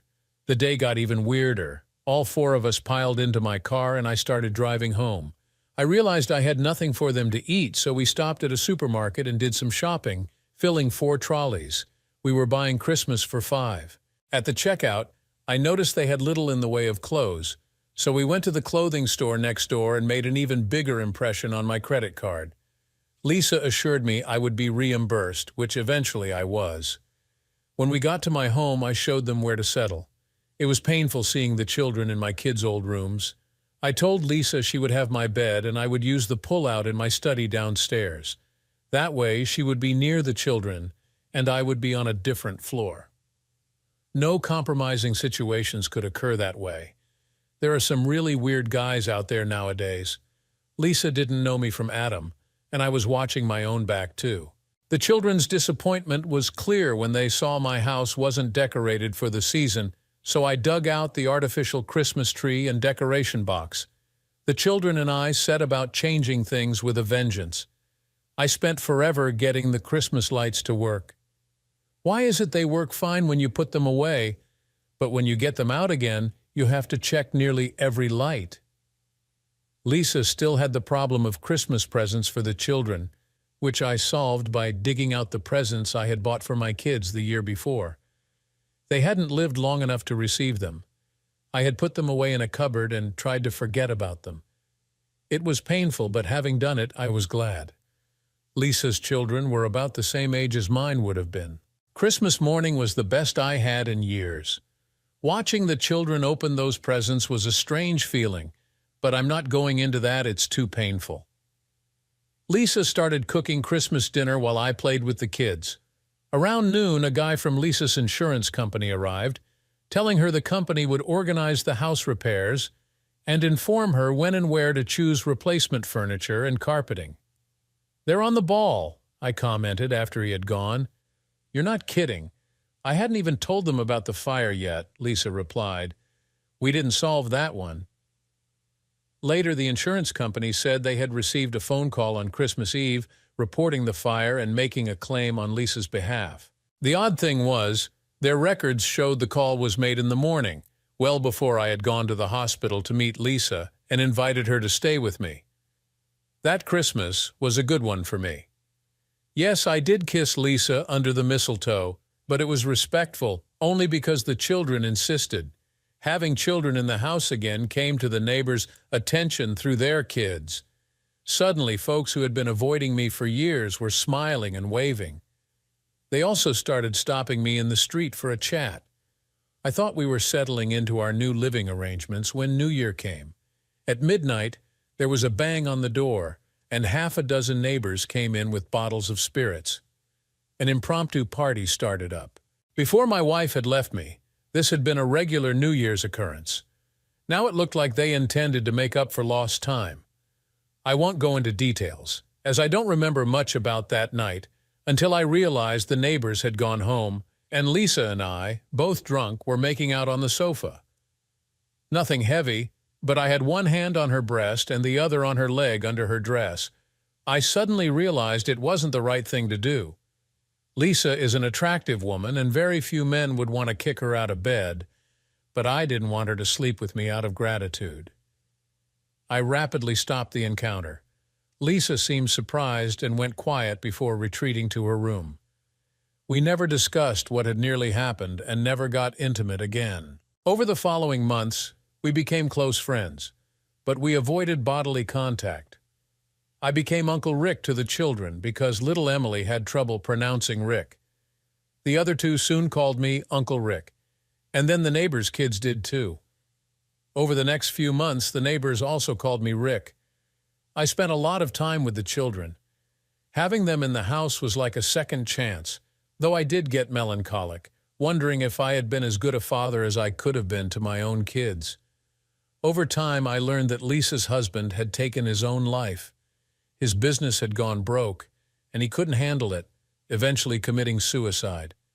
I didn't learn this all at once, more from picking up bits and pieces here and there. Work began on Lisa's house quickly, but we were told it would take considerable time. The heat had damaged the structure, requiring an almost complete rebuild. Even the people in the other half had to move out while the wall was rebuilt. All 5 of us visited the house weekly to see the progress. Outsiders must have thought Lisa and I were husband and wife living together with our 3 children, but there was none of the intimacy that a husband and wife share. For the first few months, the only times Lisa and I left the house together were for shopping. Visiting the cemetery, her husband was in the same cemetery as my kids, and trips to see the house repairs. As time went on, I got dragged to the children's school events. The reaction of the teachers was interesting. Some had taught my kids and were aware of their deaths. One slipped up one day, referring to Megan by my daughter's name. He was quite embarrassed when corrected. My relationship with the children grew closer, but with Lisa, it stayed the same. We kept each other at arm's length. Many evenings I found myself watching her out of the corner of my eye. She was an attractive woman, and sometimes I felt she was watching me too. In the summer, I took them all on a camping holiday. It was something Lisa and the kids hadn't done before. They used the frame tent while I used my old hiking tent. Living without modern conveniences took getting used to, but they enjoyed it. We had more weekends away before the summer ended. Late summer found us, or rather Lisa, picking out paint colors, furniture, and flooring for her house. I drove her around, and she often asked my advice, though I wasn't an expert. By October, the house was nearing completion, and plans were made to move back in during the last week of the month. That was pushed back to early November due to problems with the heating. Suddenly, I was in an empty house again. I knew the day would come, but that first evening coming home to an empty house was a killer. I walked back out again. I knew my destination was Henry's Tavern and wondered if anyone had taken my regular stool. I hadn't been there since the previous Christmas. Without thinking, I detoured past Lisa's house. Through the window, I saw the children eating and Lisa was on the phone. I considered knocking on the door but couldn't bring myself to. My stool was empty and Sam said, "Hi, Rick," pulling my pint as if I'd been there yesterday. "Rick," I replied. "Everybody calls me Rick nowadays." "Whatever makes no never mind to me," Sam replied, and continued serving me. I drank too much, realizing at the moment I woke up in my bed the next morning. My hangover made me decide I wasn't going back to my old ways. That was my intention, but the world is full of good intentions, isn't it? The next 2 evenings I kicked around in the garage, planning to turn it into a workshop for woodworking or something. Then I'd have projects to do in the evenings and weekends. The next night, a neighbor invited me over for dinner. Out of desperation, I offered to help him with his wife's car. In gratitude, his wife asked me to stay for a meal. I didn't realize what was happening, but several neighbors asked me to join them for a meal over the next week or so. They would start chatting when I got home from work, and before I knew it, I'd be sitting down to eat with them. Often the subject of Lisa and the children would come up, and I could only tell them I hadn't seen them since they moved out. This usually brought strange expressions to the wives' faces and embarrassed silences from the husbands. It was the third weekend after Lisa had gone home that I ran into her and the children at the supermarket. Well, to be honest, the children ran into me, and everyone in the store knew about it. Before I knew what was happening, Emily was sitting in my shopping cart, and the other two were hanging onto my arms. Luckily, the children were very vocal, as Lisa and I didn't seem to know what to say to each other. I took them to McDonald's for ice cream after we finished our shopping. While the children played, Lisa told me about the teething problem she was having with the house. Nothing serious, just the kind of things you would expect. Something made me invite them all back to my place for dinner that night. For a moment I thought Lisa hesitated, but the children made the decision for her.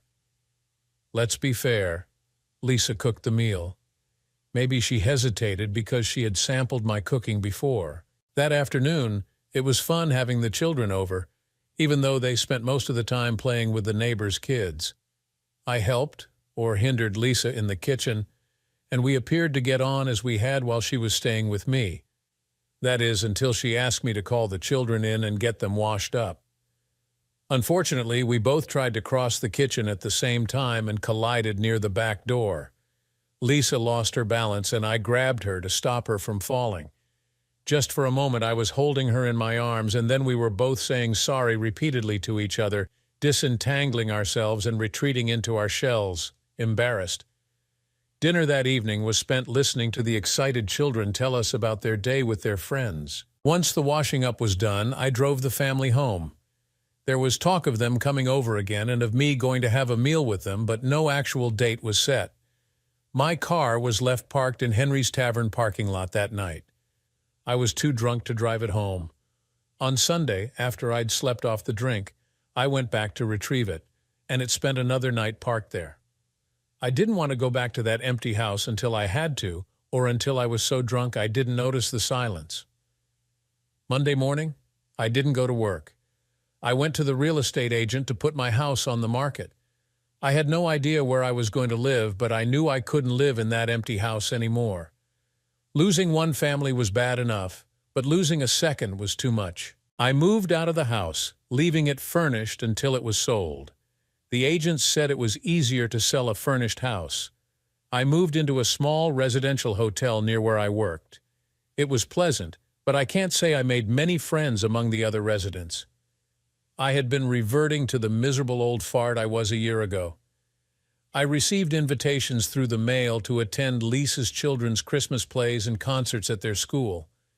I sat with Lisa through all of them, finding it a little uncomfortable as the seats were jammed in tightly. Actual physical contact between Lisa and me was almost impossible to avoid. I knew Lisa didn't like it because I could feel her stiffen when I touched her. Again, we discussed me going to their house for dinner one evening, but I managed to avoid making a firm date. The children asked if I was going to join them on Christmas Day, and I know they were upset when I told them I had other plans. I gave them a story about visiting my sister on the South Coast. I'm not sure Lisa bought the story, but I think the children did. I spent a lot of time choosing Christmas presents for Lisa and her children, arranging with a local courier company to have them delivered to her house on Christmas Day. Expensive, but worth it for the surprise value. The night before Christmas Eve, I found myself drawn to Henry's Tavern again. Strangely, it wasn't as crowded as it had been the year before. Different night of the week, I suppose. It must have been around 10-ish when a voice asked, "Any happier this year, Rick?" I turned to see the old man sitting on the stool beside me. "Oh, it's you again. Where did you spring from?" I asked in surprise. I hadn't noticed him enter the bar or buy a drink from Sam, but I was probably in my own little world again. "I'm always about somewhere, Rick. It's just that you don't see me. Jesus, you sound like you've drunk too much already." "What are you having?" I asked, signaling to Sam to refill my glass, but the old guy waved his hand to say he didn't want another at the moment. Sam came over with my new pint and then stood there for a while with a strange look on his face. "This one's on me, Rick, and I think you should make it your last for tonight," he said, waving away my offer to pay. I can't say I took much notice of what Sam said, as there were a few questions I had for the old man. "Where did you get to that night of the fire?" I asked. "When I came out of that house, you were nowhere to be seen." "I was busy, Rick. Before I retired, I was a pediatrician. I was in the ambulance helping the paramedics with the children. By the time I came out, you were gone. But my phone, how did you get that back to me?" "I gave it to a policeman. You didn't look too good when you came out of that house. I assume he must have given it to you or put it in your pocket." I had to admit that could have been how I got the phone back. I couldn't exactly recall what happened or what was said when the police officer came over and asked everyone to move further away from the fire. "You went to the hospital the next day?" I asked, still trying to get my head around this old man and his actions. "Of course I did. I wanted to see how the children were recovering. You know, that was very fortunate timing the night of the fire. Just a couple of minutes later, and there would have been a disaster. But you gave Lisa my phone number. How did you know that? Or my name?" "From your mobile phone, Rick. You have your name and number on a label on the back." That was true. I was using a company phone, and as they were all the same, we had labels on them to say whose was whose. While I drank my pint, I kept asking the old man questions, and he came up with reasonable answers. But there was something about him that didn't add up in my mind. "So, Rick, are you spending Christmas with Lisa and the children?" he suddenly asked. "No, I didn't think that was a good idea," I replied. "And why not?" he demanded, sounding shocked. "Because," I trailed off. "Because what? Come on, out with it. Those children are going to miss seeing you." "Because of Lisa." I looked around to see if anyone was within earshot. Sam was serving another customer at the far end of the bar, but no one else was close. "I think I've fallen in love with her, and that's a good reason for not spending Christmas with her?" I'd have thought that was a damn good reason to spend time with her and her family, but she doesn't feel the same way about me. "What gives you that idea?" "I did something really stupid. Damn, I can't understand why I'm telling you this. Perhaps you need to. Now come on, out with it," the old man urged. New Year's Eve last year, she had only been in my house a couple of days, and I'm ashamed to say I kind of overstepped the mark. I think I upset her." "Oh? And just how did you overstep the mark?" "Well, I kissed her and—" "Oh, Christ. I touched her inappropriately. Can we leave this subject?" "No, I don't think we can." "So what did she do to make you stop?" "Nothing. Look, I had drunk too much. Why don't I find that a surprise?" the old man interjected. "Well, anyway, I suddenly realized what I was doing and stopped myself." "So Lisa didn't stop you? You stopped yourself?" "Yes. If she didn't stop you, why did you stop? Perhaps she wanted you to continue. She might have let me out of gratitude for saving her and her family's life." "I don't want a woman to sleep with me out of gratitude." "Did you discuss this with Lisa?" "Don't be silly. It would have been too embarrassing. She was embarrassed enough being in the house with me after that." "Oh, so embarrassed that she didn't move herself and her children out of your house? Well, she didn't have anywhere to go." "Rubbish. The insurance company paid you for accommodating her and the children, didn't they? Lisa could have moved out any time she liked. Then why did she stay? Think. Could it be that she had fallen in love with her guardian angel?" the old man said quietly. "It's such a shame that that has never happened to me. She never said anything to me. And I suppose you told her how you felt every day?" "Of course I didn't. If I told Lisa how I felt and she didn't feel the same way, it would have been too embarrassing for her to stay living at my house." "You don't think there's the slight possibility that Lisa was thinking the exact same thing, do you, Rick? But tell me, why haven't you accepted her invitations to dinner? How do you know I haven't? How do you know she's asked me? Let's just say it's obvious to me, but you're making a mistake. That woman has fallen in love with you." Suddenly, the pub doors flew open, and a massive party crowd entered. Conversation became impossible, and for a few minutes I turned my attention away from the old man. When things quieted down, I was surprised to find he was no longer sitting beside me. "Sam, where'd the old man go?" I asked as he came over to refill my glass. "What old man?"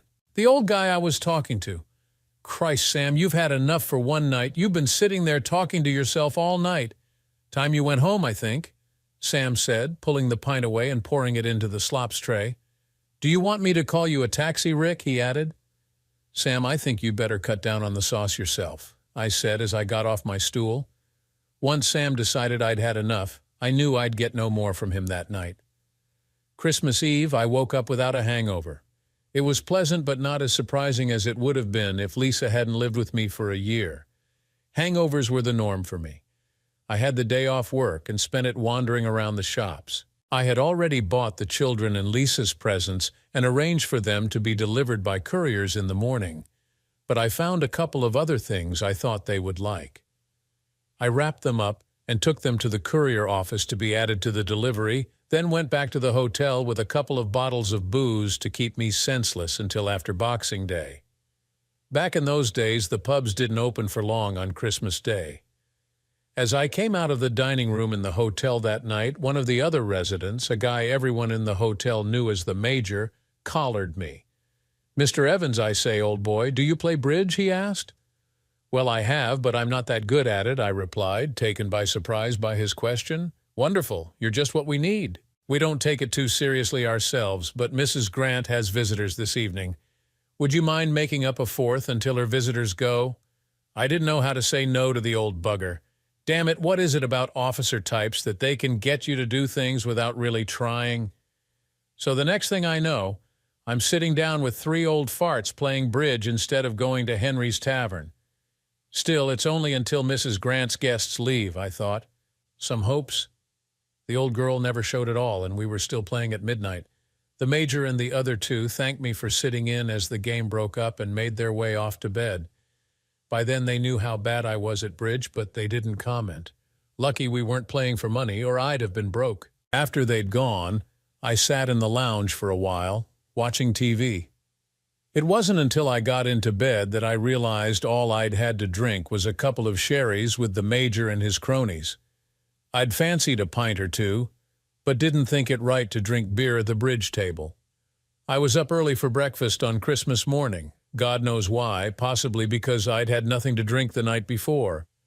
As I came down the stairs from my room, there was a surprise waiting for me in reception. "Mr. Evans, there are some parcels here for you," the receptionist said as I came into view. I did a double take as she pointed to the little pile of brightly colored packages. Christ, they were my presents for Lisa and the children. What the hell were they doing at the hotel? Assuming the couriers had screwed up, I called them to demand they deliver the parcels to the correct address. All I got was a recorded Christmas greeting and a message that the office would be open again after Boxing Day. "You know, the old man who delivered them seemed a bit strange to me," the young receptionist commented, kindly ignoring my blasphemies as I put the phone down. "Don't tell me, a short, plump guy with white hair and a beard?" I asked. "Why, yes, that sounds like him. Do you know him?" she asked, smiling. Regretfully, I think I do. "Can you call me a taxi and ask them to deliver these for me?" "Certainly, Mr. Evans. Go and have your breakfast, and I'll call you when the taxi gets here so you can pay them." The girl still hadn't called me when I came out of the dining room after my leisurely breakfast. "I'm sorry, Mr. Evans. It doesn't make sense, but I've tried every taxi company we normally use, and none of them have a car available. It might not make sense to you, but where that old man is concerned, it definitely is starting to make sense to me, young lady. Would you mind helping me carry these out to my car?" As I pulled into Lisa's driveway, the front door opened, and all three children rushed out to greet me.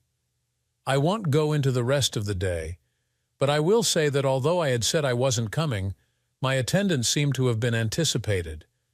I noted the dining room table had already been laid to seat 5. After the children had gone to bed, I asked Lisa, "You knew I was coming then?" "Of course, but I told you I wasn't coming." "Yes, you did, but I saw your friend yesterday, and he told me you would definitely be here today." "Don't tell me. The little tubby bloke?" "Yes, the man who came to the hospital last year.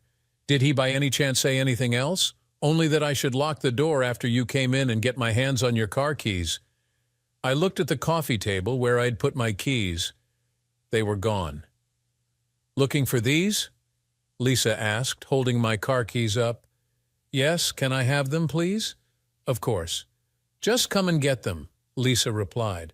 at the same time pulling the dress she was wearing away from her chest and dropping the keys down her cleavage.